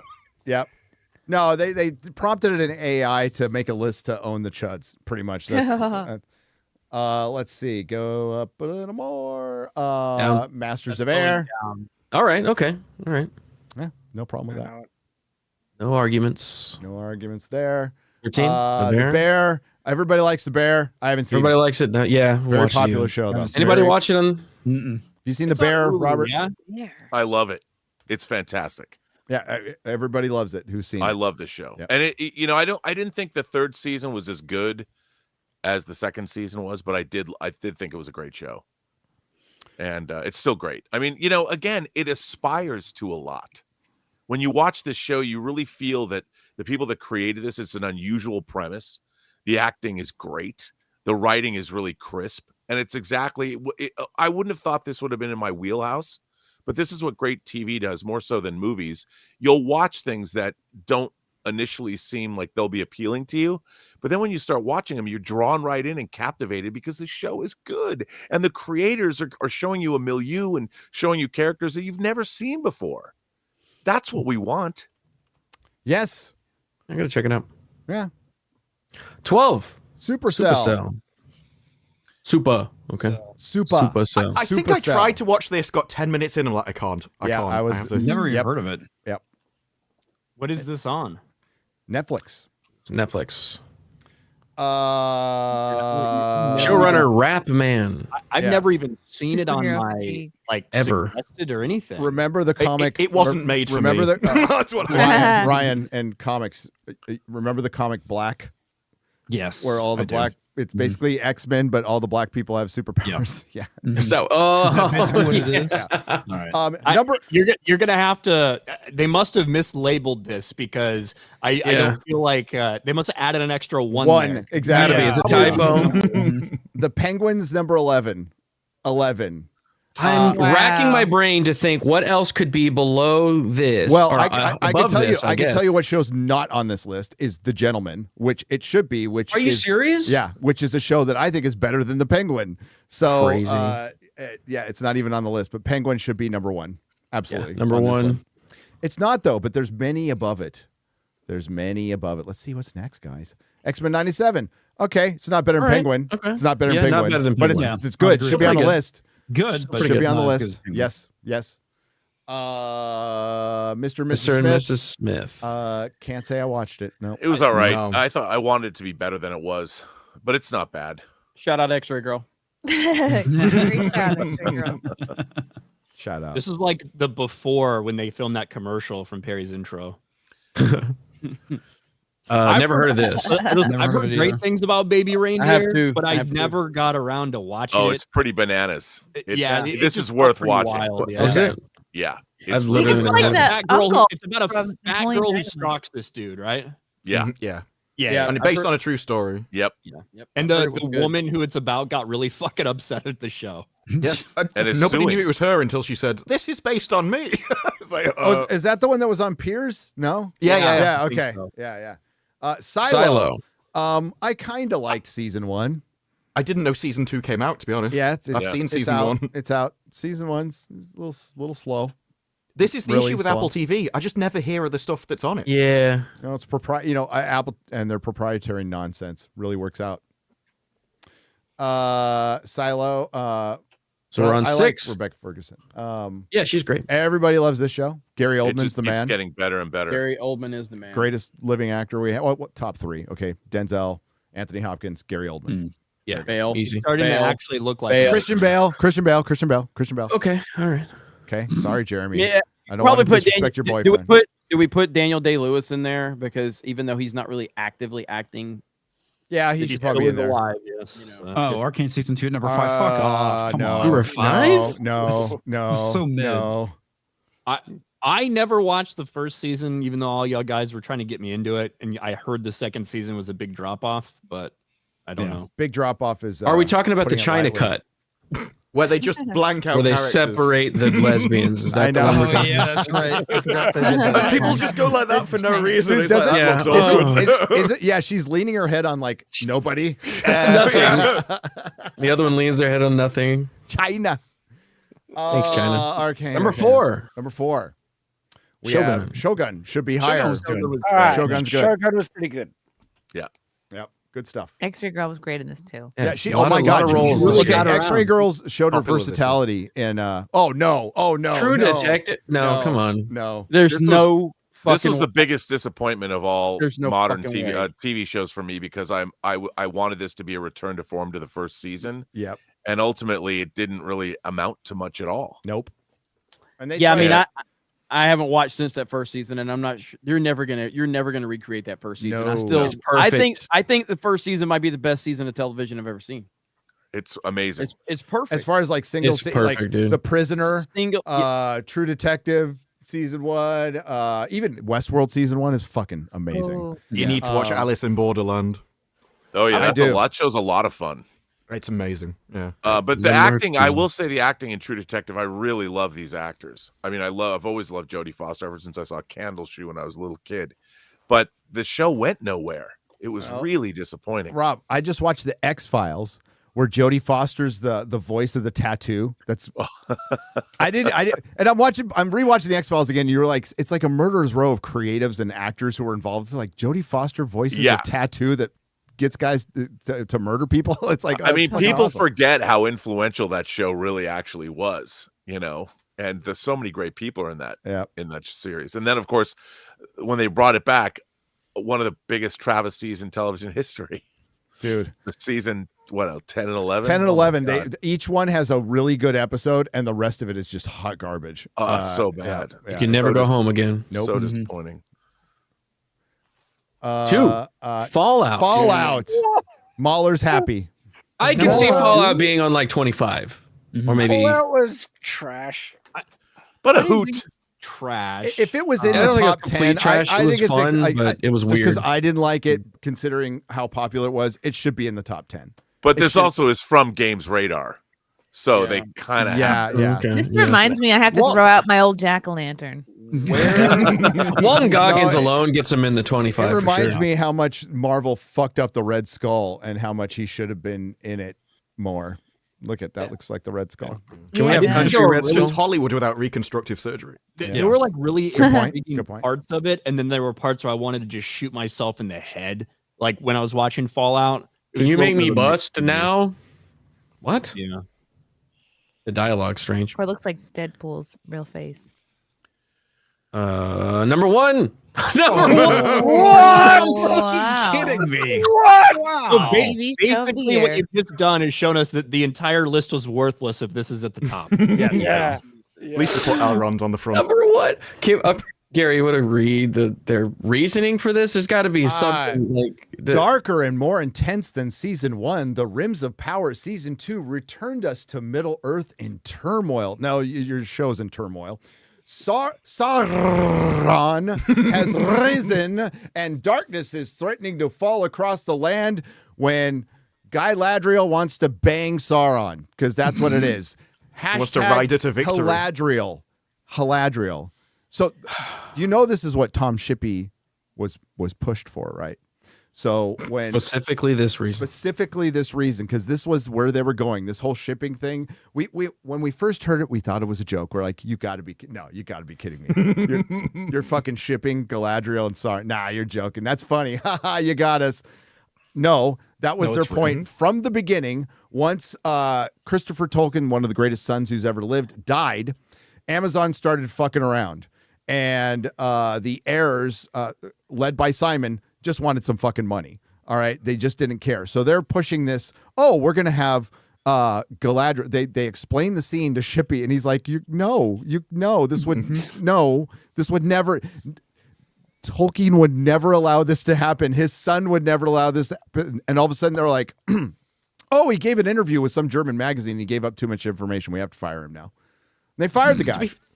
To be fair, though, this series has given me multiple of my favorite lines in television. Like, when he was building the foundations of our house, he said, I hope our love stays as long as this house stands. I thought his kindness was what love felt like. It made me feel sick. And I'm like, this is such an amazing twist. I don't even know what you just said. And that's the whole show. That's why, like, as bad as War of the Rohirrim is, it's nothing compared to this show. Like, as far as raping lore, disrespecting an author's work, modernism. I mean, it's the epitome of modernity. I'm trying to understand how someone could think it's the best show this year. This is a better episode of TV this year than There's no Tulsa King on this fucking list. There's no Tulsa King. No Tulsa King. No Landman. Landman because it's not finished. You know, so I can see why that's not like. How about there's no For All Mankind? Yeah, which is one of my favorite shows that's airing now. Dude, no, it's number one to Gaslight. That's what it seems like. It's also number one because I wouldn't put it past Amazon to pay people to make a list. That's what I'm thinking. I was thinking they either live in another reality to me or they got paid off. Well, just as an aside, I'm sure this has nothing to do with that, but immediately after announcing this, they had a special interview with the showrunners to celebrate being named number one. Okay. So Amazon paid for it. Their review of the series also only gave it a 4 out of 5, and they called it a bleak, oppressive ode to Middle Earth. That sounds like a great review. So doesn't sound positive, does it? Amazon paid for it. Trash. Games Radar is trash. Yep. So. Has anybody been watching Day of the Jackal? No. No, is it good? I saw the movie actually back in the really day. liked Yeah, I did it. too. I'm only 8 episodes in. I think they just released the finale, which is episode 10, maybe yesterday or something. So I'm gonna finish it. But like it's a slow paced burn for sure, but I enjoy it. And like Shauna Lynch is in it, who I've hated in some of the stuff I've seen her in, but I like her character in this. There's plenty of representation. There's a couple gay characters and stuff like that, but I like the show. Have you I seen, get really drawn into it. So. Has anybody seen The Agency with Michael Fassbender? Not yet. It looks good. It looks pretty good. Yeah, I haven't dipped into it yet. I'm going to dip into it tonight, but it's on Showtime. Didn't know Showtime's still around, but it's on Showtime.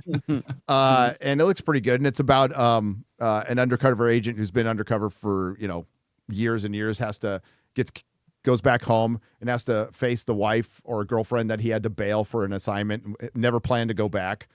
And it looks pretty good. But Tulsa King not being on that list is a fucking travesty. That's crazy. Did you like Tulsa King season 2 more than 1? I still like 1 more, but 2 is really good. No, I think it's really close. I think the rewatchability on Tulsa King is amazing. Yeah. It's no, Stallone wins as far as action stars from the 80s. He wins. He's just having a great time on that show. Yeah. You watch him in that show and it's infectious. I could just watch him wander around Tulsa and talk to people all day. Dude, having God, I always forget. There's Frank Grillo and who's the other guy who was in God dang, I always forget his name. The bad guy, the oil guy who's growing weed. Oh, drawing a blank on his name. Gee, you're all seeing his face. I'm looking at his face right now in my mind. Chat's fixing Neil. Patrick Harris. No. O'Donna or something like that. I know exactly who you're talking about. He's in the Angel Studios movie that's coming out. Yeah. The chat probably figured it out. Like It's in 5 all- minutes Is it ago. Neil McDonough? He's in a lot. Yeah, he's Neil in a McDonough. lot. He's in a lot He's of like stuff. the cast is so good in it. Yeah, and and having he is good in that role too. He's so good. oh, dude, the ending when they just pop. It's like Yep. oh. By the way, I like Neil the character McDonough in had Suits. one of his breakthrough roles in Star Trek First Contact back in 1990. Yes, he did. Yes, he played, did. Lieutenant Hawk. Nice. on the Bridge of the Enterprise. R.I.P. R.I.P. Lieutenant Hawk. By the way, I still have to get caught up. I haven't seen the most recent episode of Landman, so I got to get caught up on that. Oh, it's he fucking came great. out a It's couple great. of years ago and basically said he ended up getting kind of maybe a little blacklisted for some roles because he refused to essentially like do sex scenes or like make out scenes with people that weren't his because he's married. Yeah, you can watch that online too. Yeah. He was pretty. I'm going to say this. I don't know if you saw the Angel Studios movie about like the alternate universe where he plays basically the devil. Yeah, it's pretty good. It is. I was like, I was. You know what? I love religious horror and religious alternate future, alternate history, whatever. I was entertained. I'm not saying it's a great movie, but if you you were come across it entertained. at 12:30 at night and you're a little tipsy, there you take a go. look. Jeremy, watch Angel Studios Homestead, I think, is coming out. Yeah, I want to see that. I want to see that. Jeremy, the He's last in that as episode well. of Landman, like you're kind of the drama's good, but you're waiting for something to happen. That something happens. Okay. So Okay. remember I'm gonna watch that the cold opening for Landman is fucking awesome. I love this show It so is much. it is awesome. So It still hasn't hit like for me, it still hasn't hit like peak Yellowstone for me, and obviously we're well, only in the season cartel's one, you know what back. I mean? The But cartel so- comes back. Yeah. So I you've love it, been man. waiting for the cartel to come back since the plane crashed, and Yep. they deal with that. So So what a better example. I couldn't find one of finding that niche that nobody was hitting, the Midwest, the middle of America, the flyover states, hitting that and just everybody watching and it being super successful. We need to see that. Yeah, multiple other. Yellowstone was the #1 show on TV by a fucking mile. At its peak. And they pretend it doesn't exist. Yeah, by a mile. Well, and now they're just doing. It's a show about like, and we know it's fantasy. I've already had people, and I'm sure you have too, Jeremy, in the chat going, "Listen, I work in West Texas in the oil fields. This thing is fucking bullshit." And it's like, yeah, it's heightened reality. It's the same thing as when I tell everybody how much I love Sons of Anarchy. They're like, "That doesn't represent motorcycle." Yeah, but the whole point is, I'm like, I know. Well, okay, motorcycle gangs or motorcycle clubs, because there's a difference. Yeah. There's a difference. There's no one with a BMI over 35 in this show. There's a lot of people who are enthusiasts, and then there's the Hell's Angels who are not nice. Okay. The best I heard of that, there was a military bomb disposal expert who says he watches movies where they're defusing bombs. He's like, "You're all dead. You just press that would blow you up," and it really gets angry. Bro, if you're, I'm like that when I watch Braveheart. If you have, look at Shad. If you have expertise in a field and you see it displayed or portrayed in a Hollywood way, you're gonna be fucking freaking out about it. But 99% of other people probably aren't going to notice. Yeah, it's like, yes, this guy isn't even fucking wearing his collar devices right when he's supposed to be on a fucking Navy ship and he's wearing the wrong uniform. But most people don't fucking. Well, kind of like you with Star Wars, right? You know way too much. Exactly. Or in Penguin, when you're like visiting a prisoner and there's guards in there and you're just discussing all the fucking plans of the fucking the mafia, like out in the open. Ryan, did you ever watch The Last Ship? I did. Because that was all about the Navy, and they got really in depth into all the different procedures and stuff. So I can imagine that. They tried in it. There was some stuff that was fucked up. They tried. But the one that drove me the craziest was Battleship. Actually, I was about to say that. I was about to say, Ryan, what do you think of the movie Battleship? Yeah, what do I think of? Like, what do I think of? Only 3 people on the ship doing every fucking job. Yeah. Well, so what do I think of them taking a fucking museum ship basically and bringing in a bunch of old people and getting it ready to go in hours? Go fuck yourselves. Like, it worked in Star Trek. Okay. Well, hey, but like we've got all these shows and it applies, like Ryan said, but at least we have one show that represents the reality of what it's trying to tell us, and that's Cobra Kai. That's exactly how every karate in the valley. That's 100% accurate. Dude, it's cool. There's never any cops. Everybody's breaking into karate fights in malls and high schools and dealerships. Fucking Tarzana's. It's anarchy down there. Cobra Kai is actually a stupid fucking show if you think about it too much, but damn, I love it. It's so good. It's fun. It's fucking ridiculous. That ending, the part 2 was. It's like, oh shit, and the tournament's gonna start back up next week. You know they're gonna do it.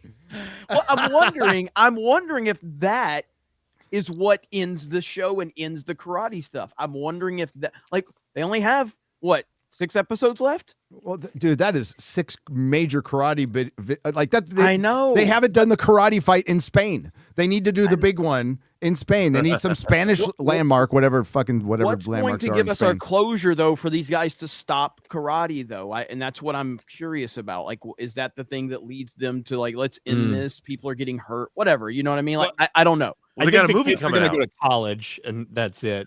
But like, what do Johnny and Daniel do? Yeah, like, after the Saikai Taikai, that's kind of really the question. Saikai Taikai. I just like saying it. Saikai Taikai. Yeah, Saikai Taikai. I just want to know what that one chick's gonna do. That Instagram influencer.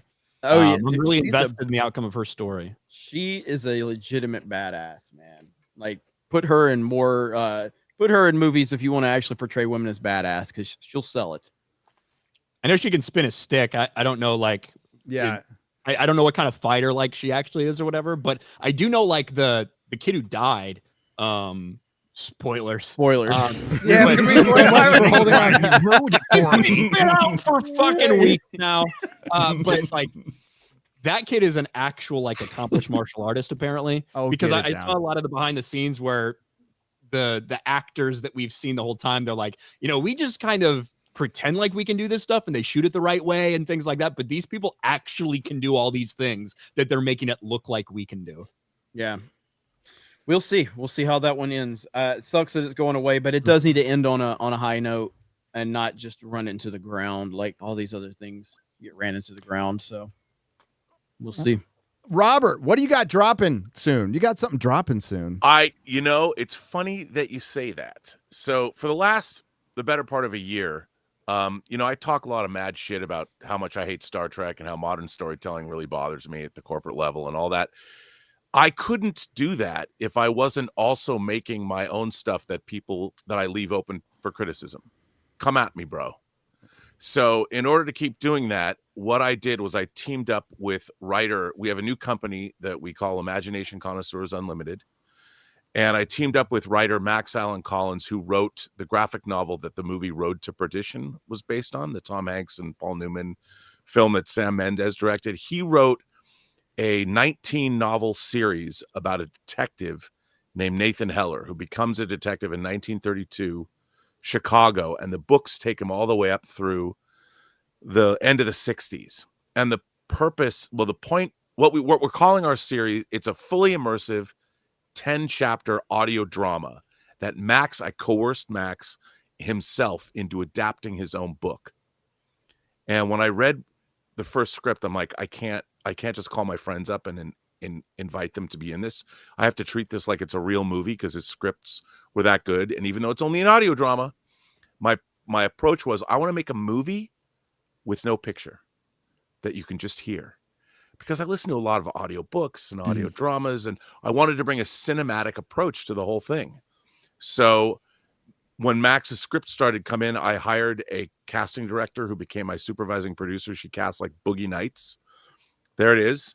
And True Noir, the assassination of Anton Cermak, the point of the books, and the reason we call the show True Noir, is because the fictional detective gets embroiled in real historical events.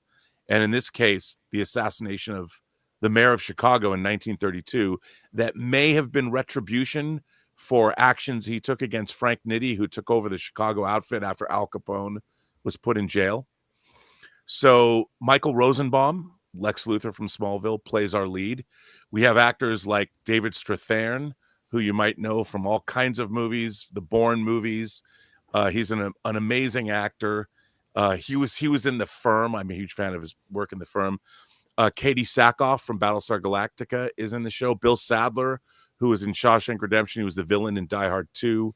He's in the show. Jeffrey Combs, Dr. Herbert West from Reanimator, and of course Shran and Weyoun in Star Trek. We have everybody from Barry Bostwick, who was in Rocky Horror Picture Show, and he's an Emmy nominee from Spin City. And Anthony LaPaglia from Without a Trace and many other things plays Al Capone in this show. And again, we mixed it like a movie. And it is available right now. We have it on pre-sale. It's $5 off. It's $30 for all 10 episodes.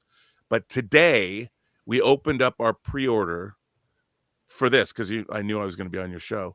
So if you go to True Noir, so it's truenoir.co, not C-O-M, but C-O, truenoir.co, in about 15 minutes, you can order it for $5 off the whole series. And look, if this sucks, it's on me. I got the best writer I could be working with to write some of the greatest scripts I've ever read. I got some of my favorite actors to be in this, but I'm the director, I am the editor, I'm the producer, and if I fuck up, it's on me. You can come after me. But what I wanted to do was set the tone and work with a creator whose book this is and get him to write. He adapted his own material, which in Hollywood, when he couldn't even, they laughed at him when he suggested letting him write the script for Road to Perdition. They're like, you can't do that. So yeah, I don't know if this is active yet, but here's the website.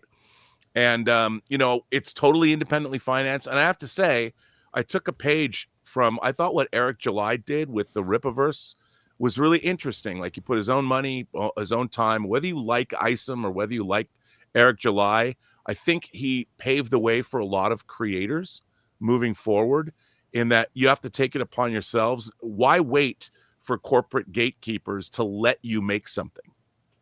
And I put our money where our mouth is, and hopefully True Noir, yes, it is only an audio drama, But hopefully, if we can establish ourselves, we've got 19 books to adapt. It would also make a great streaming series. And so the first act that's available now is 90 minutes. It's 92 minutes long. It's the first 3 episodes. And I'm pretty happy with it. It's got violence. It's got a sex scene. That was weird to do. But James Gunn has no problem on how the voice acting. Yeah. I mean, that's a funny thing. How do you, when you're just doing an audio drama, it was like, how do you not make it laughable? And I'll tell you something. You just have 2 people actually having sex. Well, yeah, but then you can't. I mean, it was tough. I mean, it was a really hard thing to do, and I'm really proud of this. I'm really proud of all of our actors. You'll recognize other actors too, like Vincent Pastore from The Sopranos, Big Pussy Bumpensero. He's in it. There's a lot of really great talent involved, and I have to say, I think it's one of the best things I've ever worked on. And I know people are going to say, "Oh, it's just an audio drama." I'm like, okay, well, you keep saying it's only an audio drama. I've listened to a lot of audiobooks, and there is a huge variation in quality, not just from reading, but the ones that go the extra mile and they put like music in and sound effects and different people for each cast. It's an entirely different level than just an audio. Well, I'll tell you, this has 4 hours of original music composed by Alexander Bornstein. The score is incredible. And everybody, you know what was interesting about this? Unlike making independent movie, because we just thought it up and did it ourselves, I got to go pick all the people that I wanted to be in it. Like Curtis Armstrong, who played Miles in Risky Business, who was Booger in Revenge of the Nerds. Yes. Okay. I'm a huge Curtis Armstrong fan. And it's not a huge role, but there's a prosecuting attorney. And I'm like, can we get him? And we did. C. Thomas Howell. I wanted to get not a big part, but when you hear him, he's great. And of course, all these actors had such a good time. And Louis Lombardi, who plays a detective, he was in The Sopranos and he was in 24. I mean, I just went out and got all the people I wanted to get, and nobody could say no to me. That's awesome. Well, it'll never happen again in my life. It's not a tough gig, though. They come in, do some recording. You're not like location shooting or anything. Nope. And I love audio dramas. Grew up on them. I don't shut up about the Hitchhiker radio drama or the Lord of the Rings, BBC Lord of the Rings radio drama. Guide. And I'll tell you, the guys. So this was mixed like a movie. There's a 2-channel mix that's up now. There's a 5.1 mix, but one of the guys who I work with worked on some of the Doctor Who radio dramas, and then we went way higher Big than Finish. That. Yeah, Big Finish, and I think they worked on Space 1999 too. Ooh. But so we it sounds like a movie, and if you listen to it with decent headphones, or if you have a home theater system, we designed it for that. And then eventually, and I want to say thank you to your audience, Gary, because your audience put us over the top on our Kickstarter. Well done, on Friday everybody. the 13th. So those people, by the way, if you did buy it here and you did support our Kickstarter 3 months ago, you will be getting the link to Act 1 tomorrow. Ooh. So nice. And so the episodes, it goes on. There's a pre-sale now for $5 off. The episodes start to go live next Friday, and then through the Christmas season, the first 3 episodes will be available. Then beginning January 10th. Every episode drops every Friday at 1:00 Pacific time. So we hit the commuters coming home from work on Fridays.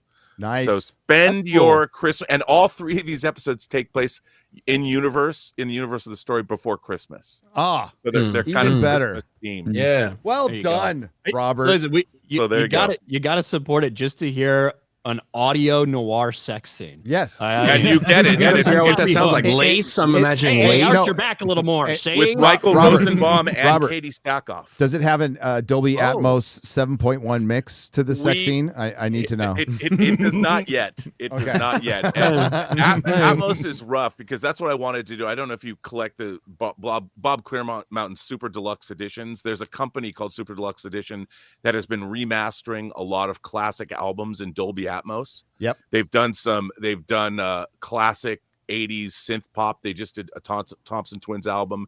They remastered Van Morrison's Moondance, which sounds incredible. And I'm obsessed. So they sound so good. They sound so amazing. Yeah. I mean, I'll buy anything they put out. Although I did miss the last Tears for Fears record, the new one. So if anyone's got one they want to get rid of, but it's fantastic, and those are great. And I want to do. There is going to be a physical media release of this. So if you have a home theater and you like physical media, there will be a Blu-ray with the different sound mixes, and we've got behind the scenes footage. But really, what this is and what I see this as philosophically, it is keeping the creator of the original material, in this case, writer Max Allan Collins. It's keeping him involved every step of the way. He was with me. I asked him, writers don't get to do this. When we recorded the actors and I was directing the actors, he was there the entire time. And he's like, "Are you sure?" And I go, "Dude, it's your material. It's sacrosanct. And if I'm not doing your work, if I'm not doing right by it, I want you to know, I want you to be there and you correct me." And, for a director to say that, Max was like, "You don't have to do that." I go, "I wouldn't do it without you." And to me, the whole premise of our company, Imagination Connoisseurs Incorporated or Unlimited, is to be truthful to the original creators of the material that we're working with. And that is, I think there's not enough of that now. We complain about it all the time. And we're here to hopefully open or turn a new page, or at least a new audio drama or something new in terms of working with creators and honoring their original work. Yeah, let's make this not an act of rebellion to actually respect the lore. Yeah. So Thanks, if you Robert. like these stories, thanks for bringing me on and promoting this. But I love coming on this show. I always feel, like you said, I feel so welcome here. And I'll tell you, like you said, Gary, whether it was at Comic-Con in San Diego, going to Vegas, I wanted to come to Texas when you have them more locally. But what you do with your own community here it's an amazing thing. And, I don't think you get enough credit for it. Oh, your fans know, but but outside, fostering community, what is fandom? We're all bound together by these things that we love. And we all tend to love the same stuff. Everyone loves Star Wars. Everyone loves Lord of the Rings. Everyone loves Star Trek. And I think that, you've done outreach. You've actually gone outside this YouTube space. And like I said, going to your meetups, you meet people from all over the world. It's incredible. It's incredible. And it's just, that's fandom. That's like, we like getting together and talking about, we are very, very fucking critical here, and we will be, because fandom's always critical. It's always been like this. It always has been. Always has been. But we also love what we love, and that's what really brings us, because basically all of us, I say all of us, the royal us, the royal we, we're told to fuck off by places where we used to go. Cons, forums. Remember when this started, Robert? Like, they started banning people from forums 20 years ago. Like, that's when this stuff really started, when it was just dissent over a movie, and it became hyper political after that. And we just we just want Star Wars to be Star Wars. We don't we don't want, I've said it on Pierce. We don't want Marvel and Star Wars to be Wicked. We want Wicked to be Wicked, and we want Star Wars to be Star Wars. And not even Jeremy wants fucking people wearing MAGA hats in a movie. Like, we don't want that. Yeah. No. We don't need any of that shit. We just need entertainment to get back to the core of wanting to take care of the audience that cares about it. That's it. Entertain. And Robert, you said that the sale goes live at like 7:30 Eastern. Is that what you said? Yeah, like 7 minutes from now. Yeah, it's gonna go. Yeah, it's the link doesn't work quite yet, but it should be live. I saw some people in the chat. So yeah, in about 7 minutes, it should be available. Yeah, it should be available. Yep. And and if you guys, look, it's totally independently produced, and anybody, if you want to tweet about it, you want to do reviews of it, I'll talk about it. I'll send you assets if you want audio clips or whatever. I will send them to you. Look at that. Good man. Hell yeah. I'm whatever, I don't care how big your YouTube channel is. If you want to listen to it and give some feedback. And by the way, if you hate it, I learned from that too. So, just be truthful. Be authentic. There you go. We're gonna read some. And look, if you want to hate something, hate it with authenticity. And I was just told that the link is in fact live. All right. Okay, there we go. So somewhere. But yeah, and that's the thing. You know what, Gary? One of the things about I feel like I don't want to hijack your show, but one of the interesting things about what YouTube has provided is what cons used to provide. Yeah. You know, you'd go to conventions and you'd meet like-minded people you wouldn't meet any other way. You know, you get together at cons and all that. And that's what YouTube has done. And look at how big your community has grown. And dude, I love seeing you on Piers Morgan. You and Drinker. Thanks. How cool is that? We'll be on next week. Yep. Yeah, I mean, especially my breakdown of Africa. That was the best. I mean, like, I really felt like finally something I can talk about that I know something about. All my life has led up to this moment. But I mean, it's look at all the people. I mean, all this wider community. Like, look, I never thought I'd be streaming with Mahler. I listened to all of his reviews. I mean, the longer the better. You know, and to be able to stream in all you guys. I mean, I didn't think I'd be streaming with you or this idiot Jeremy next to me, who I used to watch at Tesla when I should have been working. I mean, no, it's and all you guys and watch. As far as I watch your stuff all the time. Too. I never imagined I would be streaming with someone so positive like Ryan Kennel. It still blows me away. Yeah, his positivity just is infectious. I just can't believe we were right by saying he'd be a good YouTuber. I was just blowing smoke up your ass, dude. Listen, I can't believe you listened to me. He put that quote on his wall every day, woke up to it, and said, "I'm going to do it." But he's muted. Ryan. So the most inspiring thing all day, Ryan. Someday I'm going to find out that you told the other 6 people who were at that meetup. I know. Like he told me that. Yes, Ryan, he did. I did. All right, off the super chat. Everybody doing okay? Robert, you okay on time? Yep. Okay. We're going to do some soups. We do have a heart out today. I miss Az saying supery dupery though. So do we. You are the only one. Yeah. So are we, but he's dead. Yeah, it's sad. I know. That's what it says on his head. It's very sad. I have moved on past his death. Yeah. So it's amazing what decomposition does for weight loss. You know, it's yeah, exactly. And you know what? and he's listening right now. I guarantee you, he's listening. He's watching. He could totally be on this show. He's gonna stay up late tonight to finish the show. He'll probably fucking stream after the fucking show. I know. The saddest part of his death is that I didn't grift off of it on my own. I know.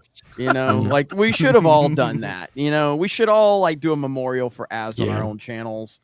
Just to, you know, in his honor, of course, not for his memory, personal reasons or anything like that. For his as long as the memory. song "By Sacrifice" is being used, because Absolutely. that is just the embodiment of it. There goes my hero. That's mine. Stream, if they died, would we make the most money off of for a memorial stream? Gary, come on. That's not even. No, Az's channel. Well, that's Steal his only, channel dude. to No, stream on. I was gonna say that's only because it's the most likely. I'm the oldest one here, and I'm gonna. That's what I was waiting for the cash in. I don't know. We'll all die. I think that's equally likely for everyone. Shit. Oh man, yeah, it would be Gary, 100%. Whatever. Who would make? I already know the answer to this question, but My who would wife. who would we make the least off of? Who'd make the least? Probably be me. Oh no! No way. Ton. No way. No way. No way. No way. Jeremy Jeremy would griff the fuck Yeah, out of me. Are you kidding me? Dude, I would be like, man, you guys don't know how great of a guy Ryan was. Behind the scenes, it was such a good soul. We're always messing with each other online, but photoshopping tears on his Don't thumbnail. lie about it. I will gas you up to make money. He was the light. I'll make up stories about you helping like black children and the You didn't know this, but he ran an up when he orphanage in the destroy inner your city. legacy. I'm gonna destroy your legacy. I'm gonna come back and haunt your ass. With that. Of all the souls I came across, his was the most human. Black Cloud for $99.99. $99.99. Oh, the Witcher 4 trailer. We didn't even talk about that. The Witcher 4 trailer dropped. Oh boy. What do you guys think? I don't get it. Ciri is not supposed to have mutations, and she can't drink Witcher potions. Yennefer tries, and Geralt didn't want her to go through that. So what the hell? Unless CDPR forgot that they don't care anymore. So CDPR has fallen off. All right, listen. So the idea of Ciri being the main character for the next game shouldn't come as a surprise to anybody. No, especially if you played Witcher 3. That's not really the problem for me. The problem is how does that make sense in the lore for her to have undergone the process to become a Witcher? Meaning the mutations, not like just she's going to do the profession of a Witcher. Not that, but I'm talking about the actual mutations. That doesn't make sense with the books or the game. Yeah. And I know the books, but they've already confirmed she went through the Trial of the Grasses, like in some interviews they did post trailer. The problem is you don't need to do that with her character. She's already super powerful and super well trained. You don't also need to make her the official, like, go through the process to become a Witcher. They also didn't need to make her look butt ugly. Mm-hmm. She looks like she had plastic surgery. Yeah, she kind of does. I mean, she looks like she's aged 20 years. To be honest. I mean, I like. It's not too. It's not the worst thing we've seen in the games industry. No, I think the reaction to that's been a little crazy, considering. I mean, she's what, like 18 or 20. But in the game? considering the video that CD Projekt Red made a couple years ago, talking about we love the DEI and like, oh yeah, don't be surprised. Yeah, I think people have every right, especially with just modern gaming. So this game has been in production for a while, correct? Yes, maybe. Since I'm guessing. So how long has it been in? These take years to make. So how long has it been in production? And because this is why you don't dive into identity politics, because you end up dating your shit when it comes out 4 or 5 years later. So that's the questions I'm sure people are going to have with this. But when it comes to like her mod, they could make her look like anything in a few minutes. Listen. Like modders will have this fixed in 20 minutes themselves, and they'll get banned. Yeah, they'll get banned from Nexus. I am an expert on this game. I spent 2 hours looking for a goat, okay, and setting my horse on fire. You walk if you have wish questions, I'm your guy. All right, you just rode straight off a cliff on a horse. I did. Seems like her design is meant to make her look a little bit more like Geralt. Yeah, kind of. Her chin's just not petite like it used to be. Yeah, we don't know exactly. I don't know if they've said exactly how much time has passed between that game and this one. She's fucking on the road and she's weathered. Yeah, she's 20 years is probably rough in this world, I'm guessing. There we go. Eric Sheedlow for 50. Says, hey all, son of Tardo, get AV projector on Black Guy Friday.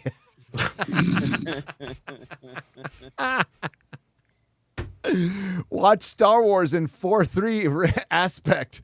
Son of Tardo, wall not tall. Me borrow Ryan head. Plenty room. Daily showings. Pay in Taco Bell, McDonald's burritos. Hail fellowship and chat. Lock it in. Yay. Poor Ryan's forehead. That's gonna be the new man tits for Az. Just saying, we don't make the rules. Dude, the end when he puts on the jacket and that's supposed to be your big money shot, and he sits in front of a fucking mirror. At the end, he stares at himself. I thought the jacket was kind of badass too, but he should have then shaved the middle of his beard. But dude, he looked like Kraven at the end, so we got an image of Kraven. Okay, cool. We got a little tease for not only like what's going to happen with Chameleon in the future, but also him like ascending to this role and embracing a little bit of what his father had instilled in him, even though he tried to reject that his entire life. We get that a tease at the end of. Wow.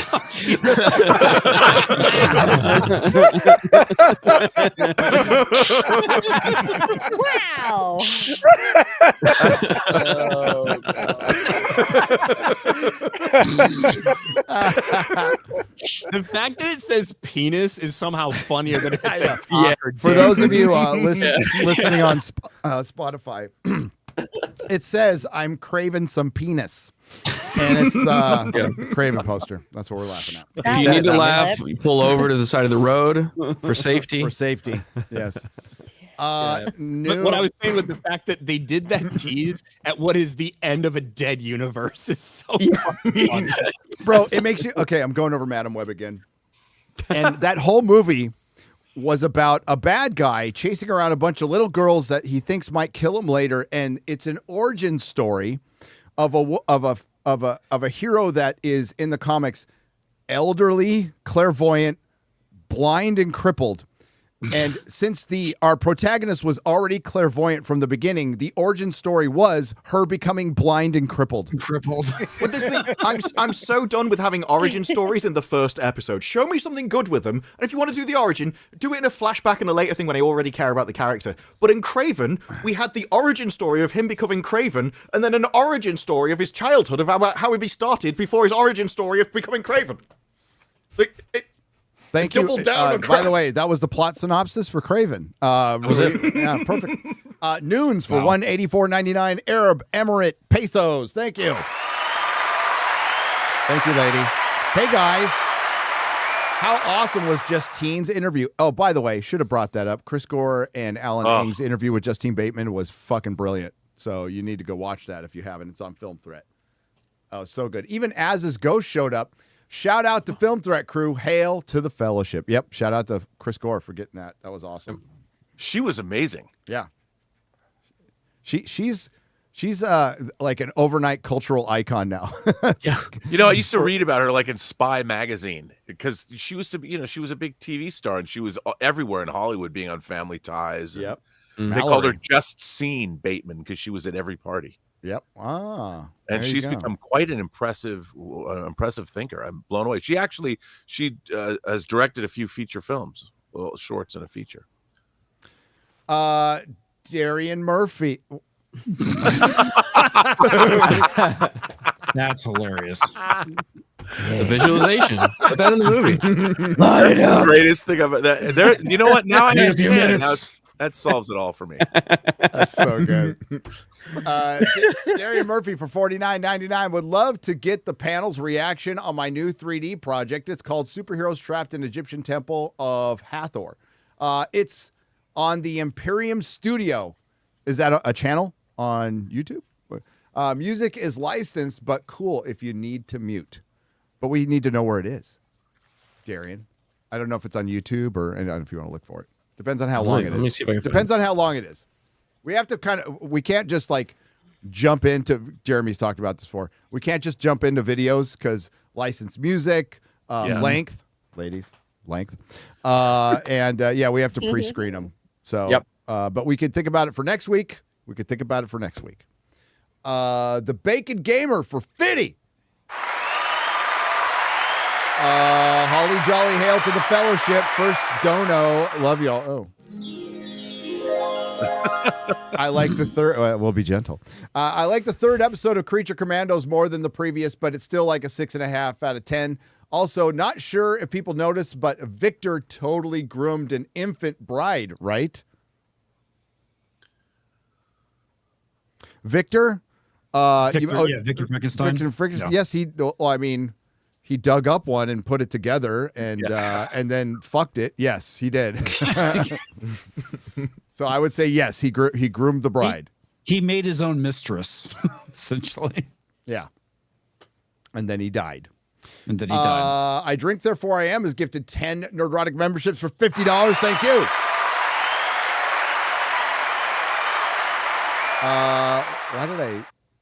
Why did I jump down so far, X-Ray Girl? Why did I do that, X-Ray Girl?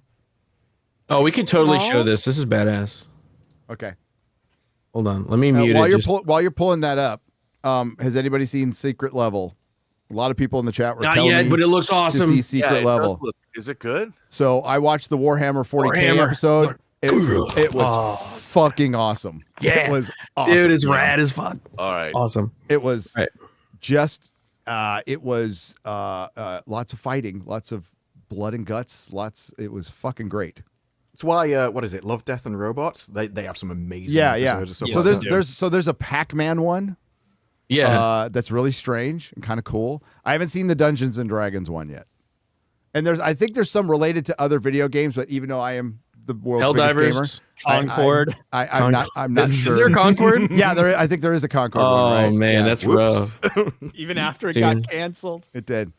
But the Warhammer 40K one, watch that one. It's 28 minutes long. It's fucking brilliant. So we could talk over this. I muted it because he said that it was licensed music, but this is the 3D work that he was talking about. Ooh, wow. Wow. That looks very well done. Nice. That's really cool. What do you think of that high sword, level. Shad? Oh, he's off camera. I'm here. I'm watching. It's looking good. There was this a is dagger cool. there. Oh, Goku. That was the House of the Dragon dagger, wasn't it? This is badass. The lighting This is really cool. Yeah, Yeah. this is really neat. This is really great. Holy shit. Are these prints or is this actual 3D? This is I in think it's 3D modeling. Yeah, it's 3D modeling in it, and compositing and lighting. It looks freaking great. Yeah, it looks like the opening credits of a TV show. It does. It does. Or what was which Avengers ended like this? Was it? Oh, yeah. It went through that like the marble statues. Yeah, in Avengers. This is cool as hell. Yeah, it's almost like going through my room, except I don't have torches. And the camera moves on the characters is really clever too. I should have torches. Yeah, that's probably not a bad idea to put some torches. I want to live. That's probably a bad Make sure idea. they're not Gary. tiki torches. Probably a bad Burn your idea. house down. Yeah, Gary, the guy that can't This is unmute great. the mic. I've Get got the these. fake. Yeah, got get the fake these. fire ones. Yeah. That's awesome, man. Look at this. You know what? You know what this has though. Holy shit! It shows great respect for all these IPs. Mm-hmm. Yeah. Yeah.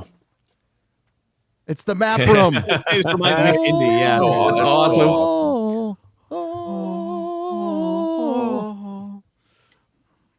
I don't know why the Halo music's going there. No, I did the map room by John Williams perfectly in key because I'm fucking Cool. great.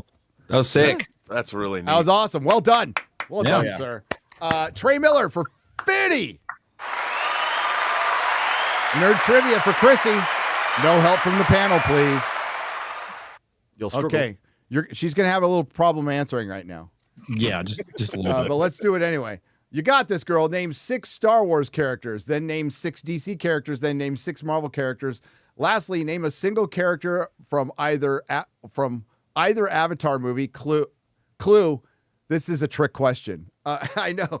I can't name a character from Avatar. Yeah, come on. I can. What's the main Jake. guy's name? Sully. Jake. Oh yeah, Sully. Jake, right? I was Sam gonna say Sam. Worthington. I was gonna say Sam Worthington because I couldn't remember the character. That's basically what it is. I mean, he's just playing himself. I met Sam Worthington. He's shorter than me. Yeah, he's not a good. That's why he became an 8-foot tall blue alien. He's a very boring actor. I don't have anything against him, but Trey, and I like. I don't have anything Avatar against him. He too. just sucks. X-ray girl. X-ray girl. Save that one for next week, and we'll ask her when Chrissy's here. Yeah, her son's mouth is full right now. So. Yeah. I One of the Franks is sucking on some titty. I don't know which one. But I mean, she's got 2. Yeah. One on each? Oh my god. Might be kind of weird. so could you remember that, X-ray girl? Please note that. Trey Miller. Yes, I'm Save fun for with next it. week. And Sam Worthington did those Clash of the Titan remakes. Yep. And I don't think they're great, but I do enjoy them. I've watched. Yeah, They're fun. Yeah. I mean, I like Salvation. Terminator Salvation. I love Terminator Salvation. Yeah, he's good in that. It's a bad rap. I don't know why. That's not a bad movie. I fucking love it. It's my second favorite Big Terminator G. movie. It's got some issues, but Your it's a good movie. I like second it. favorite Terminator movie. What? Hold up. Wait, What? okay. Are you putting Jeremy, it start making sense. It should be What's one happening and here? 2 and 1. Listen, fuck bags. I said favorite. I didn't say it's better than Terminator 1.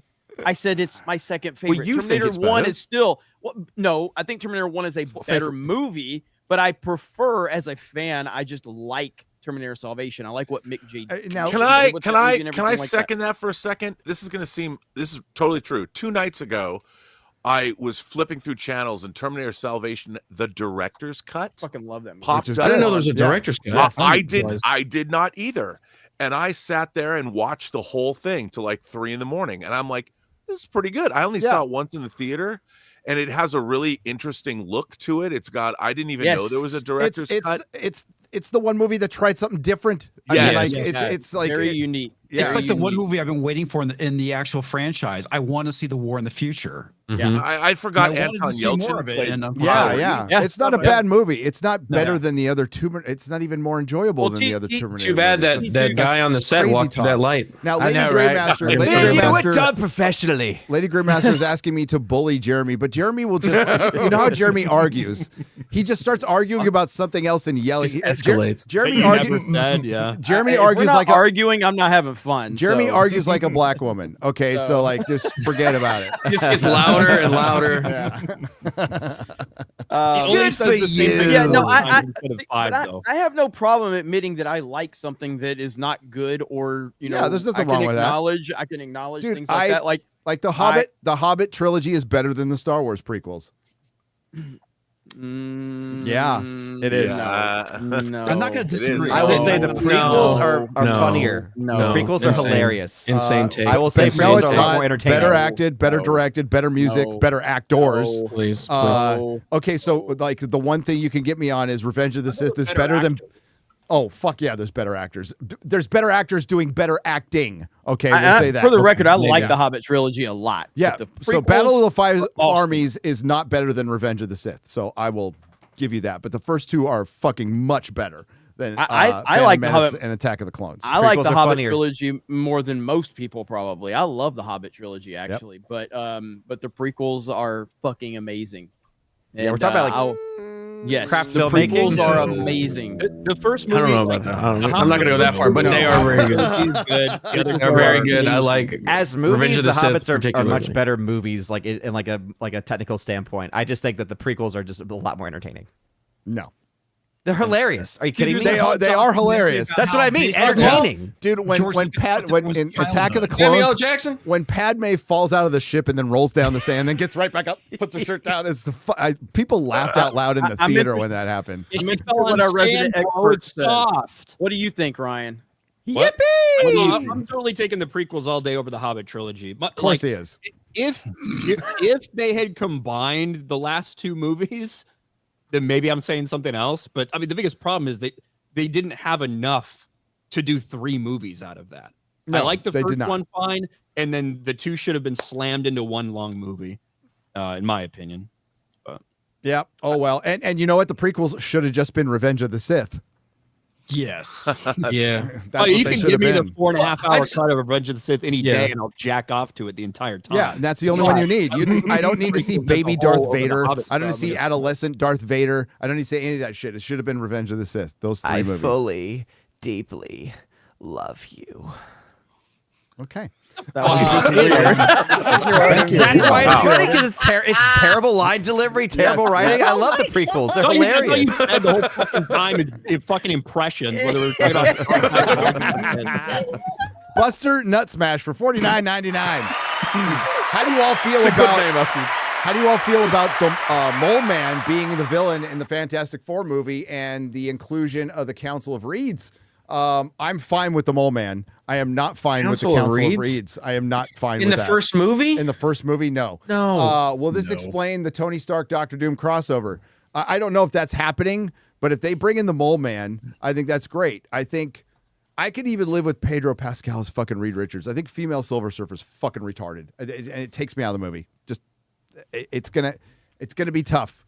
But if you bring the Mole Man and Galactus, and it's like, no, just do a Fantastic Four origin movie. And it just feels like they're doing it wrong already.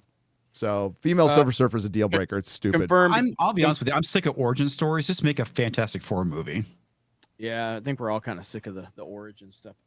Gary's chat confirmed Smarter Than Gary. Prequels win 65% to 34%. Gary's chat Smarter Than Gary. We like that. I knew that. I mean, like, is that breaking news or something like that? Or we could go back to it's just an echo chamber around here. Right. Even though they disagree with the host. I know it's a controversial take that I will die on that hill, though. That's fine. That's good. I like pineapple pizza. Most of the chat doesn't like pineapple pizza.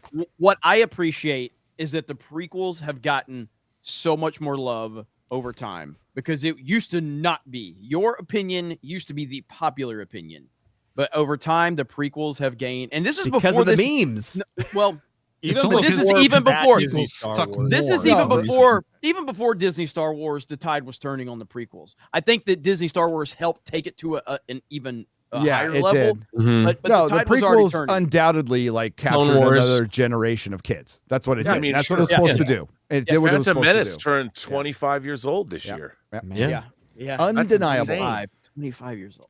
So only $3 billion but as far as Fantastic Four is concerned, I'm fine with the Mole Man being in it. I think it'd be great. Just get rid of that female Silver Surfer because that's dumb. TWF for 50 Australian dollars says follow up from the last FNT since quarter N-word Gary and Gary's handsome doppelganger comics are so cultured. Which one of the 10% great anime besides FMA Brotherhood would you recommend to the uninitiated? You're asking me about anime? I think you're just talking about me because I said 90% of anime is trash, and I'm correct. Oh. But the 10% are fucking high level. So you got Cowboy Bebop, Detective Conan, Shonen Jump, Death Note, Samurai Champloo, Death Note. Like there's a ton of great stuff. Battleship Yamato. Lotus, Record of Lotus War is fantastic. Obviously, Akira. If you have never seen an anime and you want to get into it, awesome. Ghost in the Shell. Cowboy Akira. Bebop, I think, is a good one to get started. All right, with. and now our chat will be anime recommendations. Oh, yeah, that's till the all end of the I show. don't hate all anime, just somebody mentioned most of Trigun, them. Classic Trigun, fantastic story. Oh, Trigun, yeah. Ninja Scroll. Somebody Legends mentioned of the Scrolls. Galactic Heroes. Baroni The movie, Kenshin, not very the good one. series, the movie is far Dragon Ball, superior. Dragon Ball Z. Ryan, Hunter what do x you, Hunter, what, but only every other art. what are your anime recommendations? Anime Ryan? recommendations, Ryan. Give two fucks. Guys, if you could, What's I that know we one? don't have. Is that on Crunchyroll? We only have about 15,000 people That's a watching. new one that came out recently. If you guys could tag Ryan on Twitter at Kennel Ryan with your recommendations for anime, Yes. he would appreciate that. Yes. Rise of the Shield Hero is also fantastic. He's been looking for something to watch, you know. I'm watching that at the moment. Super hentai might work for him, so Maybe. Don't fucking tag me. Just reply to all my other fucking tweets. I'm trying to get monetized send Ryan on clips Twitter. of Dan to Dan Dan or whatever the fuck it's called. Dan to Dan. Yeah, Dan to Dan. Ryan You've should been start tweeting a with little Bible bit Black. lately. You've been tweeting a little bit lately. I have because I had that one fucking Okay, tweet, let me that one help you out. Snape tweet, that black Yeah. Snape tweet blow up. Yeah, so that was like 2 million impressions or something. So I'm like, okay, Dude, it now I is can weird. Mine got like 7 million. Like, and I just said, oh, yours was more factual. Mine was just dumb. Yeah, Mine it was just a like, diatribe, yeah. yeah. Yours was a good diatribe and more factual. Mine was just like the resemblance is uncanny. It's so fucking dumb. And I saw that person who made a video about you, Ryan, and couldn't pronounce any. Doesn't read any of the. He couldn't say the word Snape. Couldn't say the word Snape. He doesn't know shit about the books. Even he's gonna come in and go into Ryan about this. Professor Snap. Yeah, no wonder you want to be fucking black.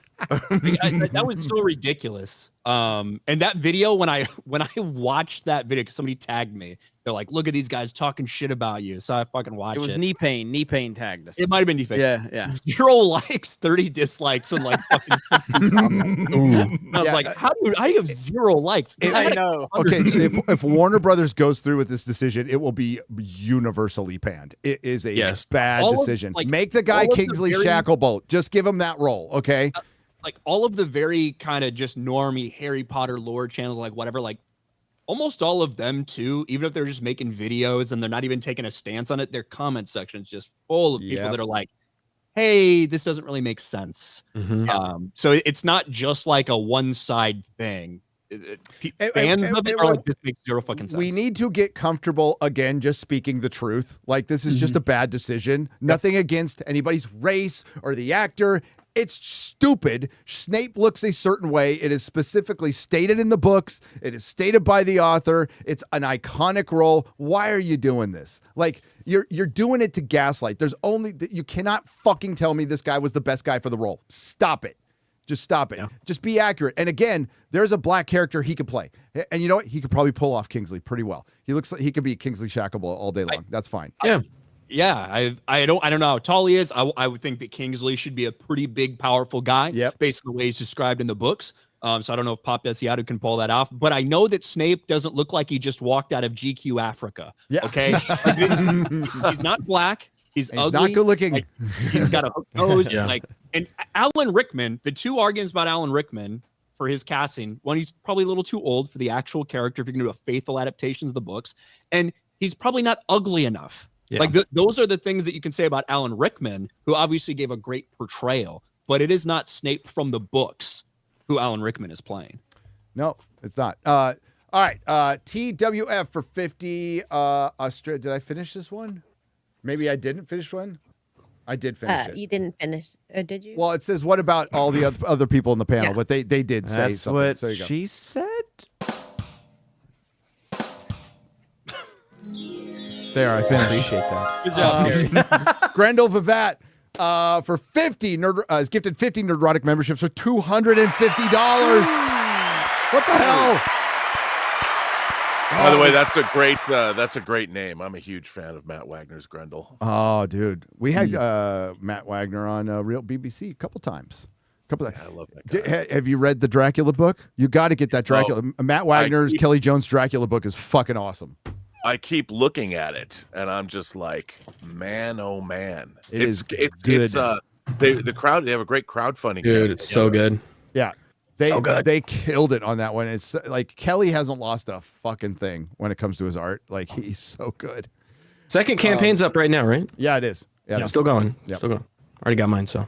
Shamash for 50 says even Eowyn's arc is genius retelling of a masculine experience, recruitment, the glorification of war. It appeals to the young as sort of an adventure when the truth is gruesome. For Tolkien, it was purely a masculine experience through a woman.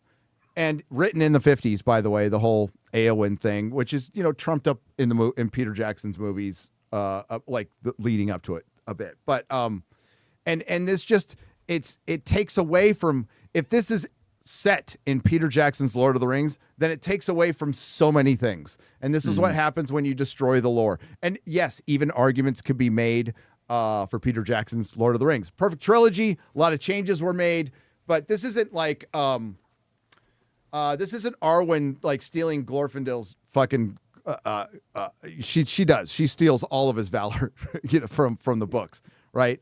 But it's a whole story where you wanted to see Helm Hammerhand. That's who you wanted to see. This is like, if you're a Lord of the Rings fan, you're making this for the built-in fans first. Yes, you want normies to watch it, but you want that hardcore fandom to come because they're the shepherds. They're all, hey, this is cool, and this is why it's cool.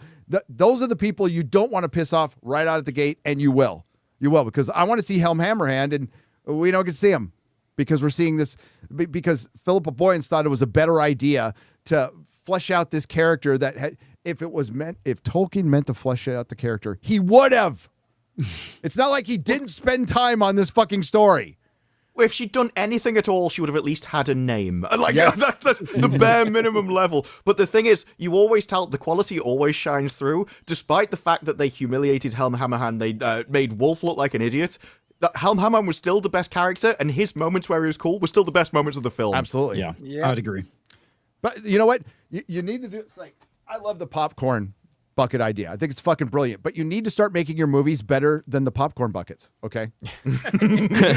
You do. Can you just, how practically, how does that one work? I honestly, where does the popcorn go? End of the hammer. It goes at the end of the hammer right here. Ah. So you can just like pour it in. You go. You poke the and then give your neighbor a black eye as you pull it up. And yeah, if anybody like gets their phone out in the theater, you can just pop them on the fucking head. And then one person decides to sit right next to you and not give you your space. You're just like, get out of here. Yeah. No, it's very cool. I like it a lot. And I think you should give out physical weapons more often. Yeah. The Venom popcorn bucket is great. The Dune ones were great. Even the ones for shitty movies. Oh, the alien with the lights. The alien and the face stuff. Oh, yeah, that one was cool. Yeah. No, I think Dune got it started, man. Yeah, Dune. Yeah, it does. Okay, so what's that? I wanted to. Man, I never got one. You never did? No. I have times you I have fucked it, two. Ryan. Mine's used. I have two. If it's used, I don't think I want it. I've got this one too. Hang on. Oh, Let's see nice. if I can find. I was looking for. There was a. Oh, shush up, you stupid MFer. I like the advertisement for the Wolverine one where he's just got his mouth open. The sort of pouring all the syrup. Oh yeah, the Wolverine. Those were good too. Yeah. Those were good too. Luke, the Batman one too, the Searchlight one. Or yeah, I got oh two yeah, of the those. random one. That was badass. I got yeah. two of those, and they're great. They're great. Luke 1234 for $4.99 says, question for the panel: is YouTube your main or side job? Well, my answer is obvious. Same. Yeah. Same. Side for me, full-time teacher. There you go. Yeah, definitely side for me. only for me. There you go. Always. Jeremy's Trump Always. body pillow for $5 says, last week, Jeremy said he wanted to have an open relationship. The next day, he bought a Christopher Nolan body pillow. Yeah. Jeremy loves what he loves. That is for damn sure, man. When Jeremy locks his claws into something, it is like a stalker Pretty who's going to loyal. watch you sleep for the rest of your life, but will never See, betray you. Sports kind of teach, like, if you're a sports fan, it's kind of like you stay loyal to what you're, you know what I mean? Like, Well, not I'm a team, loyal- not a professional football team, right? No, but a college Okay. football team. I mean, I'm never going to move away from a college football team, but I didn't grow up with a pro team. So there was no pro team for me to care about. And it's better off because then they would leave your town and break your fucking heart. So you're Yeah. much better off. Yeah. So, but yeah, college football, Alabama, obviously. We're gonna RMB suck for the next caught your. decade. Yeah, they're gonna suck, but sorry. All You of had a my good run. teams have had like fucking miserable years. All the coaches are getting fired. So yeah, sports are fun. Fuck sports. RMB caught your observations on TMP. It's my favorite too, but I think the longer cut is the best. Director's cut removes all of the key McCoy scenes that show really what the value to Kirk was. I totally agree with that. Star Trek: The Motion Picture is my favorite Star Trek movie. It's not the best Star Trek movie. It's my favorite. And I think that certain decisions that were made in the director's edition are incorrect. And I think I'm going to one day do my ultimate director's cut. Oh, do it. Please do it, because taking out McCoy scenes is fucking retarded. It's bad. So it is the most Star Trek of Star Trek movies. Like It is. It really is. Pure Star Trek. I was there. This is I was there opening night. And this was the first time, because I don't really remember the opening By the way, of Star Wars. screen's messed up on the feed, like on the capture. It's just showing like. What'd you do, Gary? I don't know. Yeah, you need to hire a producer or something for this thing. I know. No, it was set up. It was set up. I can't fix it. Hang on. I hear great things about the Nega Garrett. It's like not the worst thing here, but it is showing like the bottom where you can reposition. Why the did you do that?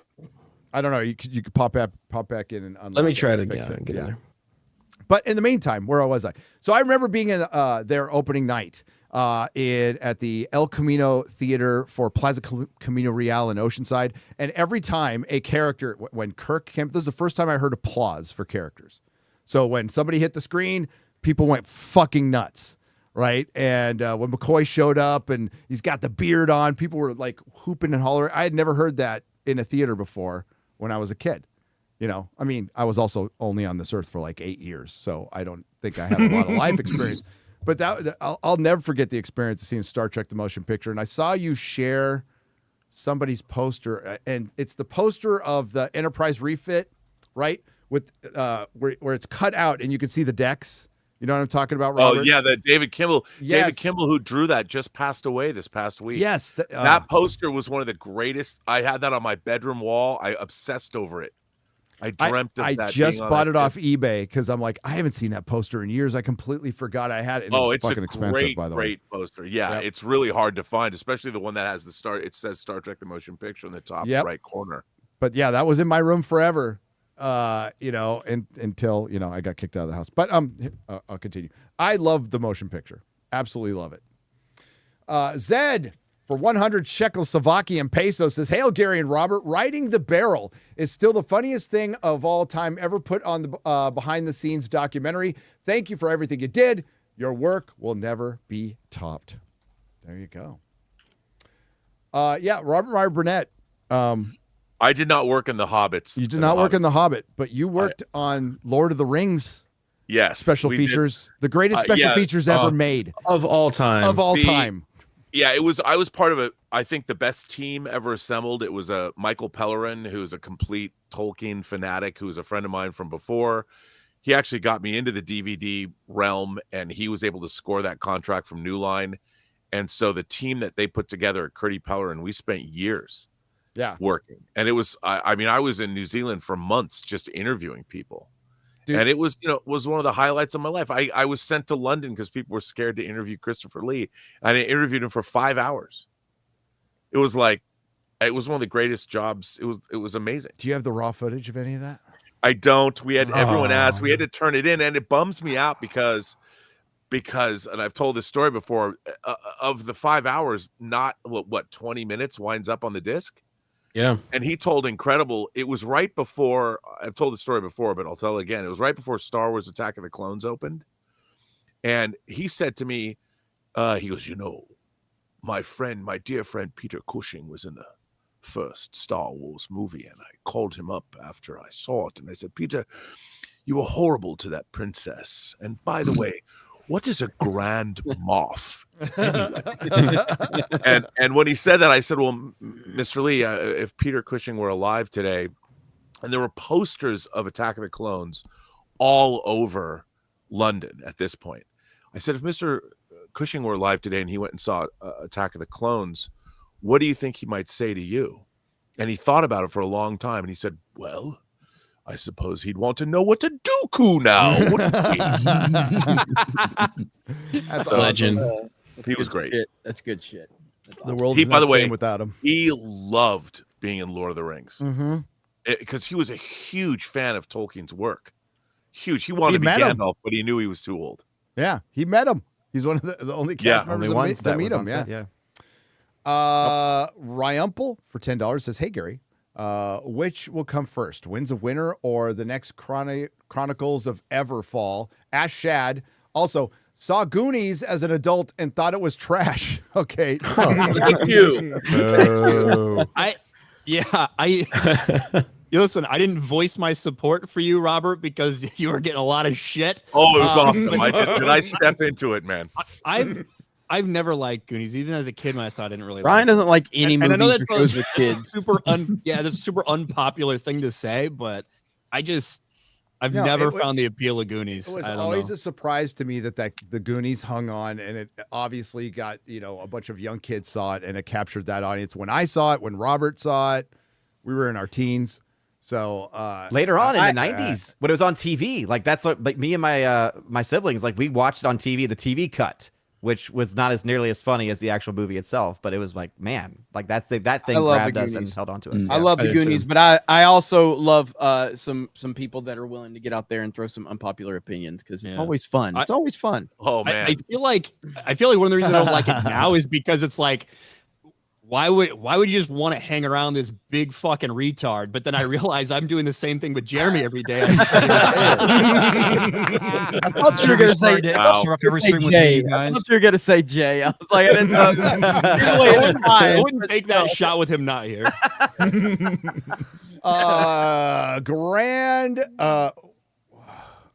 Sorry, brain. Hit it, Garrett. What? I was trying to check. I was like, we started late. I was trying to check the time, and I forgot we started late. No, it's not the words. Right. It's like my brain thought of something literally completely different in the middle of reading that. I have no control. Thank you. While you're fucking that up, I need to bounce. I got to get it ready for Cobra Cast. So good to see you, Robert. Good to see everybody here. Even Ryan. Gonna help Ryan get monetized. That way I can take credit for it. So well, you take credit for everything else in his career. Why not? All right. Have a good night, everybody. Talk to you later, brother. Bye. Die Hard's a Christmas movie. And he can't say shit because he's gone. But I'm still here, and it's not. It's a ridiculous argument. Shad, It doesn't make sense. It starts with the Christmas song. It ends with the Christmas song. It's about bringing families together on Christmas. Shad, do you even know it's Christmas time at all? Okay. Do Mormons celebrate Christmas? If you can remove Christmas out of the movie and it remains still mostly the same movie, it wasn't about that. No, it opens with the Christmas song. It's about Christmas. Having a Christmas party. Shad. Look, the writer of the movie, Shane Black, said it is a Christmas movie. Argument's over. Argument is over. The author doesn't count. It's promoted as a Christmas movie. It's sold as a Christmas movie. It's at a Christmas party. Like a lot of the, hey, it's got Christmas music. Hey, it's got a Christmas tree, whatever. Those are fine. I do think those are good arguments. But at the core of it, it's what the story is about and the reason John McClane is there. Yep. And this idea of families that have gone through strife or whatever, and this reuniting and coming back together, that's a common theme in a lot of Christmas movies. Yes, it is. It's snowing when they're hugging. And that's at the core of the movie itself. Yep.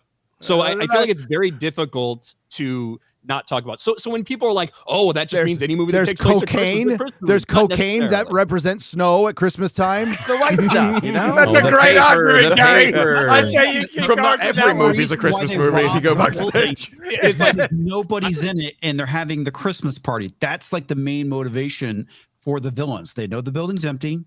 It's because of Christmas. It's a Christmas movie. Man, it's a Scarface. It's a You Christmas remove movie? Christmas out of it, and it's still largely the same movie. You can't do that with Home They Alone. do that with nearly every Christmas movie. Wait, hold on. What if Wait, they what? take- what if they take like a summer vacation or something for Home Alone? Like the same arguments you can kind of apply to that. Hey, why do they think that these places might be empty because of Christmas time? Like, you know what I mean? It's because of that it sets up this situation. Mm-hmm. So you can make similar arguments for things that people would undeniably say are Christmas movies. Yeah, similar, And but they're not same with equivalent. violence, right? In Home Alone, It's just a generous guy at the North Pole.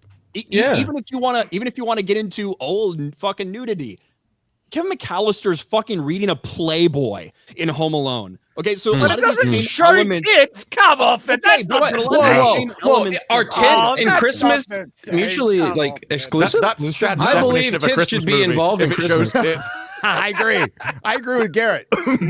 I'm just saying, like, these are false equivalents. like ignore all of the Christmas decor and the Christmas songs and the idea that it's at Christmas, and like get all those arguments that are just based on little things you can pick apart. And what is like the story itself? And it's about reuniting this family and their desire to come back together. And the reason it's happening is during the holidays. And that is the core of so many fucking Christmas movies that are undeniably Christmas movies. I can acknowledge that you're pointing out similarities, but the scales are vastly different. I mean, there is vastly more association with Christmas Chad, you're in Home wrong. Alone than there is. You're just about defining Die Christmas Shad movies is differently, another man. one who will just dig I in. have a The machine core gun now. theme of Ho, ho, Die ho. Hard is fighting terrorists I taking over a respect building. that. The core theme of Home Alone is the They're not family not terrorists, they're being there thieves. on Christmas. Those are very clear, distinct themes. That's also But how I you also- define Christmas movies, which is Hold also on. very distinct.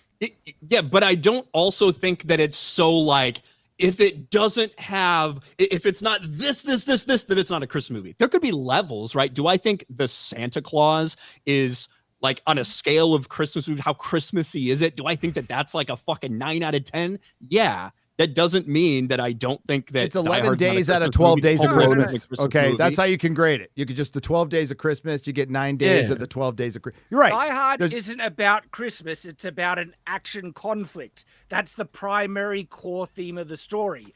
Home Alone, the primary core theme of the story is the fact that the family is away on Christmas. All right, a Christmas but a kid movie gets is left literally at about home on a Christmas as its You could primary. take Christmas you can out do of it and say it's the same movie. No. A Christmas movie is simply a movie that is primarily about Christmas. It's that simple. What about The Red One? primary theme of What Die about Hard is Hot not about Frosty? Christmas. Is Hot Frosty a Christmas movie? No. I don't even know what that movie is. Oh no. I should make everybody Hell watch yeah. Hot Frosty. Robert, do you know about Hot I Frosty? heard about it. I saw the pitch meeting for Sounds it, like and an that's all I adult needed. So I didn't know pitch Scarf meeting on did. The, Yeah, they did. It's pretty great. Dude, it's so funny. It is. Because like the same argument that you're talking about, if you remove the Christmas element from Home Alone and make it any other holiday, you can still have that movie and it It's is just- yeah. relatively the same. Yep. So like, but that's the arguments that people are making about Die Hard, right? Mhm. So But like there's a that's vastly what I'm different asking. scale, you. though. Yeah, vastly Is the different qu- scale. Okay, you say the core Is of it? it is an action. Die Hard is more Christmassy than Home Alone. Where's the heart of the movie? Where's the heart of the movie? way The more heart of the Christmassy. movie Yes, is it is. him and his wife Oh, coming it is. together. Hold on. There's more Christmas songs. There's more Christmas trees. There's more instances of the mention of Christmas. Like, what are you talking about? Home Alone At just the wants end- to do on hang a on. Christmas holiday. At the end, You're the saying that. right, the Give me music. point them out. I'm not going to take your I'll word send on you. that. I'll send you a video Soundtrack. called What "Is Christmas Die movie, Hard a Chad? Christmas Movie by the Numbers?" When they break down and analytics all the different times that it's Yeah. mentioned, all the different things that are shown, all the different songs that are played, and I'll send it to you, Shad, so you can have that I'll hard give it a data look. as well to back up my argument. I really about hope that the core fandom messages. fully You're right. returns to just He's right. this, arguing Yes. over Yeah, this is not Die fair. Hard This is is a what it Christmas should be movie. always. Who's the Like- better Batman? Should Batman kill or not? Like, By the these are way- things I'd rather be arguing about. Exactly. You know, the fact that Edward Cullen would destroy Blade in a fight. no. I just would like to take Sparkle. Yeah, he would destroy his asshole. That's what he would do. I would It'd like be to take booked. this moment to point out that this week on the CW, I appear in a documentary series, a show called The Best Christmas Movies Ever. No I way. wondered where that was going after the last drop. topic. How I got in it, I have no idea. But there's a lot of esteemed entertainment people in it and various creators. And somehow I'm in it. I'm a Jew, and I'm talking about Christmas movies. There you go. So, there you go. But it's Hey, Best Die Hard, a Christmas Hanukkah movie. Yeah, you can watch it. Watch it on the CW. And is it on now? When did it drop? It dropped, I think, Monday night, Tuesday night. Oh, so you sweet. can watch it on their app for free. That's There you cool. go. And Excellent. there's a great segment on Die Hard. And by the way, I just want to correct you, Gary. It was Steven D'Souza that wrote Die Hard. Shane Black's, all of his movies take place at Christmas. Long Kiss Goodnight. Yeah, I was thinking, what the hell was I thinking? Yeah, I was thinking of Shane Black. Sorry. All of Shane's Black. Kiss Kiss Bang Bang. Iron Man Everything 3. Shane Black has written. Iron Man 3. I was thinking of Lethal Weapon. The Nice Guys. You're right. Lethal Weapon. Yeah. Absolutely a Christmas movie. Yeah. Yeah. And to end the argument, I suppose, Sonic 3 decided to parody a bunch of Christmas posters and they parodied Die Hard. So you can't disagree with Sonic the Hedgehog. That is definitely The argument's done. Right then, I can't defeat That that is one. just That is chef's the kiss. ultimate authority. But there is a great little segment in that documentary that talks about Die Hard. Yes, it's a Christmas movie. The only person who's come out and said it really isn't is Bruce Willis. That's the only one. But again, He can't remember the movie. Diagnosed with brain problems. Yeah, Harrison Ford said, Deckard is a replicant Come on, there's too. Hans Gruber fucking advent calendar. I mean, come on. Yeah. But writers and producers involved with the movie have said it's a Christmas movie, even though it was a summer blockbuster movie. But it immediately started getting called a Christmas movie like the first Christmas it came out. Like people have saying, like, I think Jeremy was asking how long the debate was going. I remember arguing about this in the fucking video store I worked in the fucking 90s. So this is an old argument. And it's over. It's been over for decades. It's been over. The last line of the movie is Argyle saying, "If this is your idea of Christmas, I've got to be here for New Year's." Yeah. Come on. As Let It Snow plays. But I appreciate and the paper flies down like snow. I appreciate over that his Shad family. digs Back his together. heels in like Jeremy and just will not give up on an argument. I respect that. Even when you're wrong.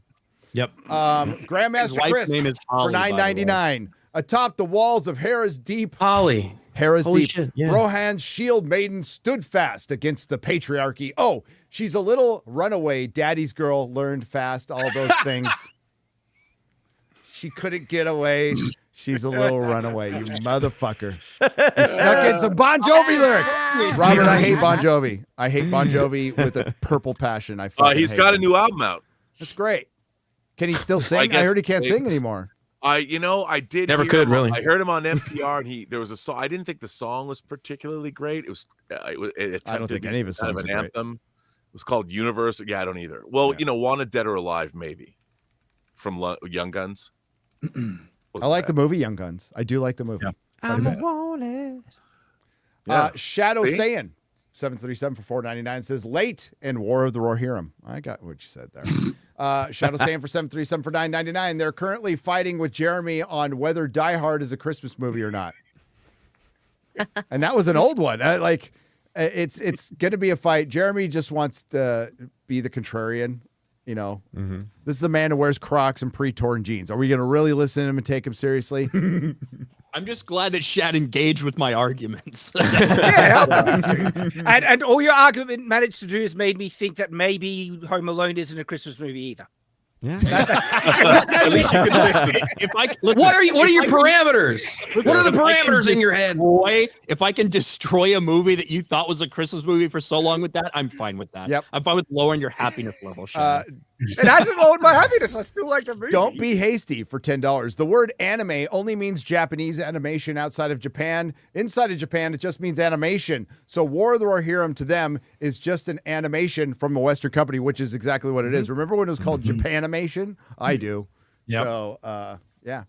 Can't say that anymore, I guess. But I just did, and I don't care. I also think from a Western perspective, it's not just the animation made over there, but I think the script has to. It has to be a product of their culture to be anime. WG has gifted 5 Nerdrotic memberships for $25. Thanks, WG. What's up, brother? I was talking about you last night with Michael Collins. I went and saw, we saw Jordan Peterson last night at the Majestic. That theater is fucking awesome, dude. Yeah, that is. How awesome was theater. that? It was really good. It's really interesting. good. It was It's good very life. interesting. He's talking about relationships and traditional relationships and their relation to the divine and and the differences between men and women. And he went on this thing for like 70 minutes. It was pretty deep. It's pretty deep. Wow. Yeah, Clean it's your good. room. Yes. I saw him when he released that book. He did a live show, a live tour, and we went to that. It was really good. Yep. And cool. Robert, I know you got to bounce, right? Oh, thanks, I do. Robert. I have to Sorry bounce. about that.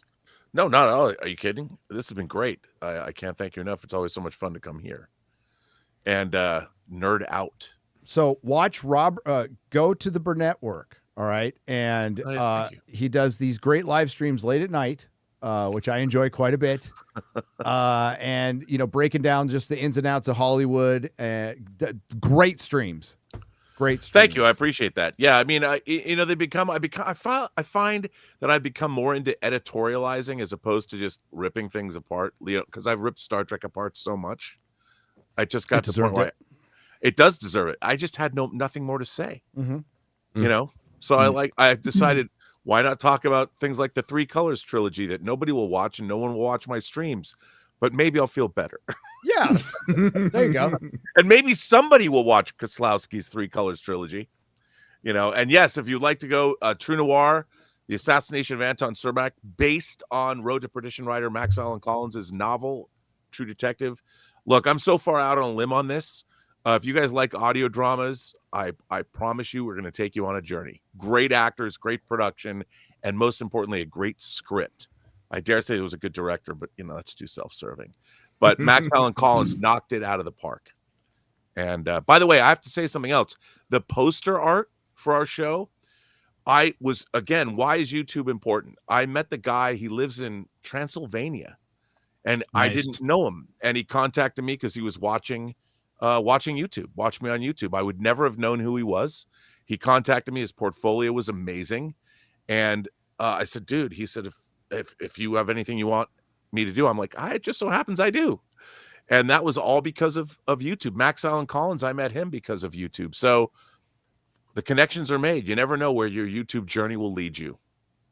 Sharon, for $5 before you go, says, Robert Meyer, Burnett, how awesome to see someone my age on here. I'm loving it. Oh, man. Yeah. Now I'm getting to the point where I can't even talk because Gary, let me ask you this. I mean, Paul Chato is older than me. I really like his stuff. Yeah, he's fucking old. How old? How old before it becomes weird and creepy? When you're dead? I don't care. Like I don't either. On the internet? I think what you mean about talking about like what we talk about. I think for one, if people who actually think that, we're way past that age. Way past that age. The thing is, that's what I say. The thing that Paul Chato and you and I and everybody here have in common is we don't give a fuck. I don't give a shit. Yep. I don't care. I'm surrounded true. by a bunch of fucking toys. I'm 55. No fucks to give. No shame to my game. Let's go. You are. I'm right there with you, buddy. It's There always you the go. quote, when I became an adult, I left behind childish things, such Yes. as caring when I was being childish. C.S. Lewis. C.S. Lewis. Robert, thank you. Who is all about rock and roll, for the record. Apparently. Oh, Jesus Christ. By the way, a lot of people they skip out. He wrote a great science fiction trilogy, by the way. He wrote Out of the Silent Planet, Paralandra, and That Hideous Strength. And if you only know him from his Narnia books, check out what's called his space trilogy. I got to check that out. Yeah. They're really interesting. And also, I'm not even Christian, but The Screw Tape Letters is a great horror novel. So good. And so is Mere Christianity, if you want to just delve into what it means to be a Christian. Andy Robert? Serkis does the audiobook for Screw Tape. He's It's really so good. good. He's really and Clive good. Really, Barker really kind of did an homage to it in a story called The Yattering and Jack. So now I'm really nerding out, so I apologize for that. Do not Good stuff. apologize ever. Robert, we love you, man. You're welcome back anytime. Good luck with the audio drama. I'm sure it's going to be great. Well, Take care, thank you buddy. so much. All right, I'll see you later. I'll see you Take care, soon. man. Have a good night. All right, get out to Robert Burnett, ladies and gentlemen. One of the good ones. This is why we do this. And Robert will talk to us. He'll talk to anybody. That's what makes him one of the good ones. And it's always a pleasure to have him on. Such a good guy. We'll do a couple more of these. I've got a hard out, so we're going to get the Rumble in a couple seconds, and then I'll get the rest on Monday. Nerdrotic Live and Rumble at 11 a.m. on Monday.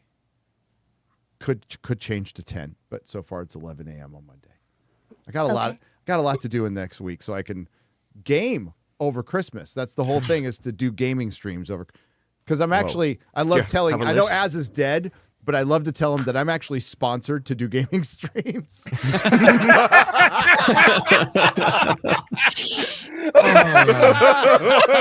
Az's ghost.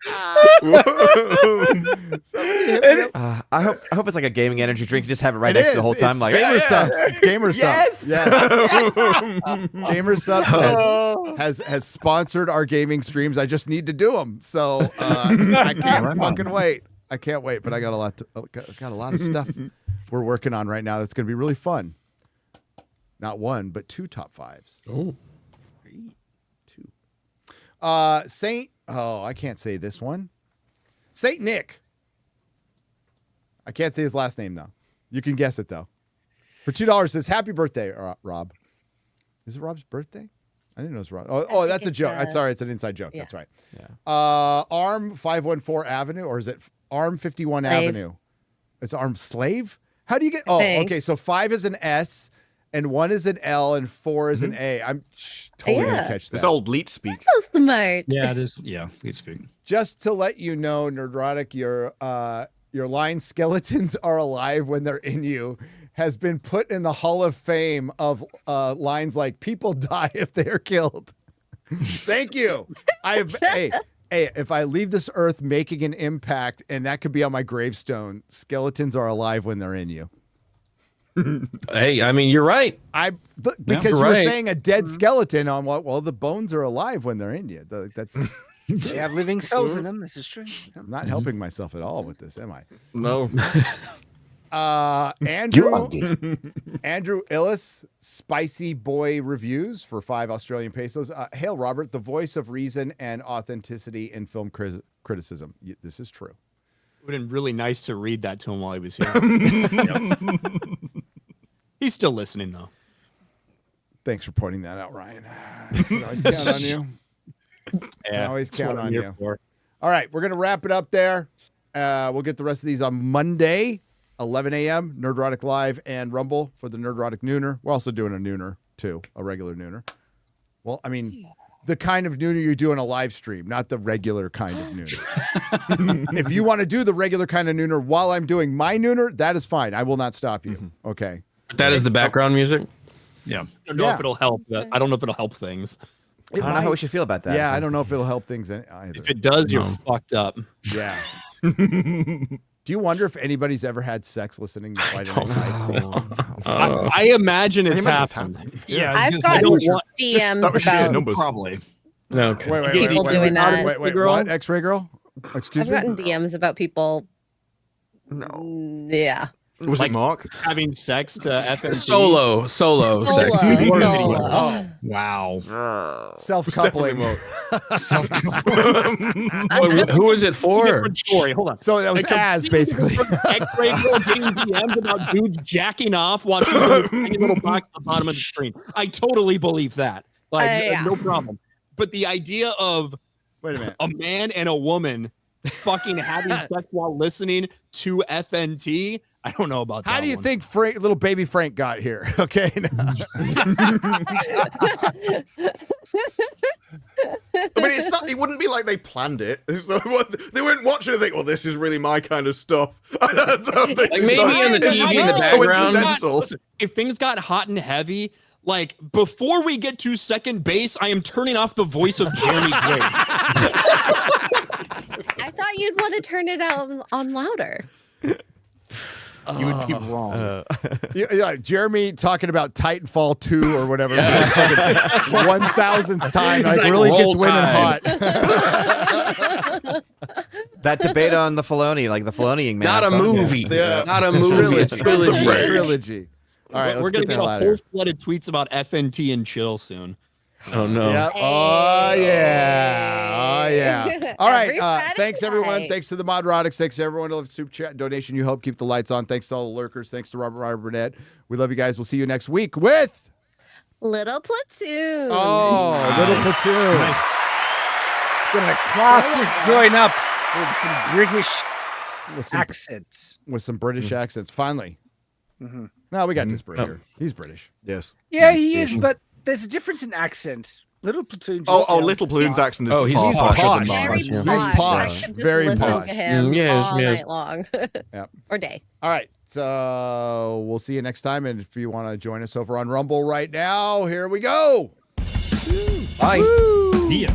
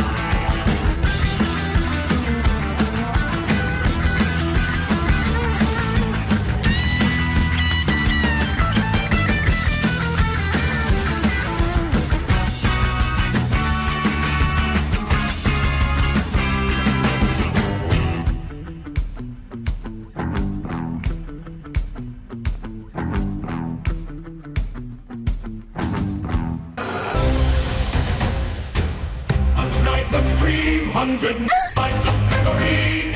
He has me forehead, and after head goes praise vertical. No matter who he races, he gonna have a head start. Frontal glow. Remembers what happened to Mom. His father stands on the second floor. Why can you still see his forehead with the comments open? Shut his eyes. He got a lot on his mind. He's been told to hold that fort all his life. Bro sweat tries before it reaches his eyes. He needs brains. Bro's imaginations in 4K Ultra HD. If you drew an inch on his forehead, Bobby would survive.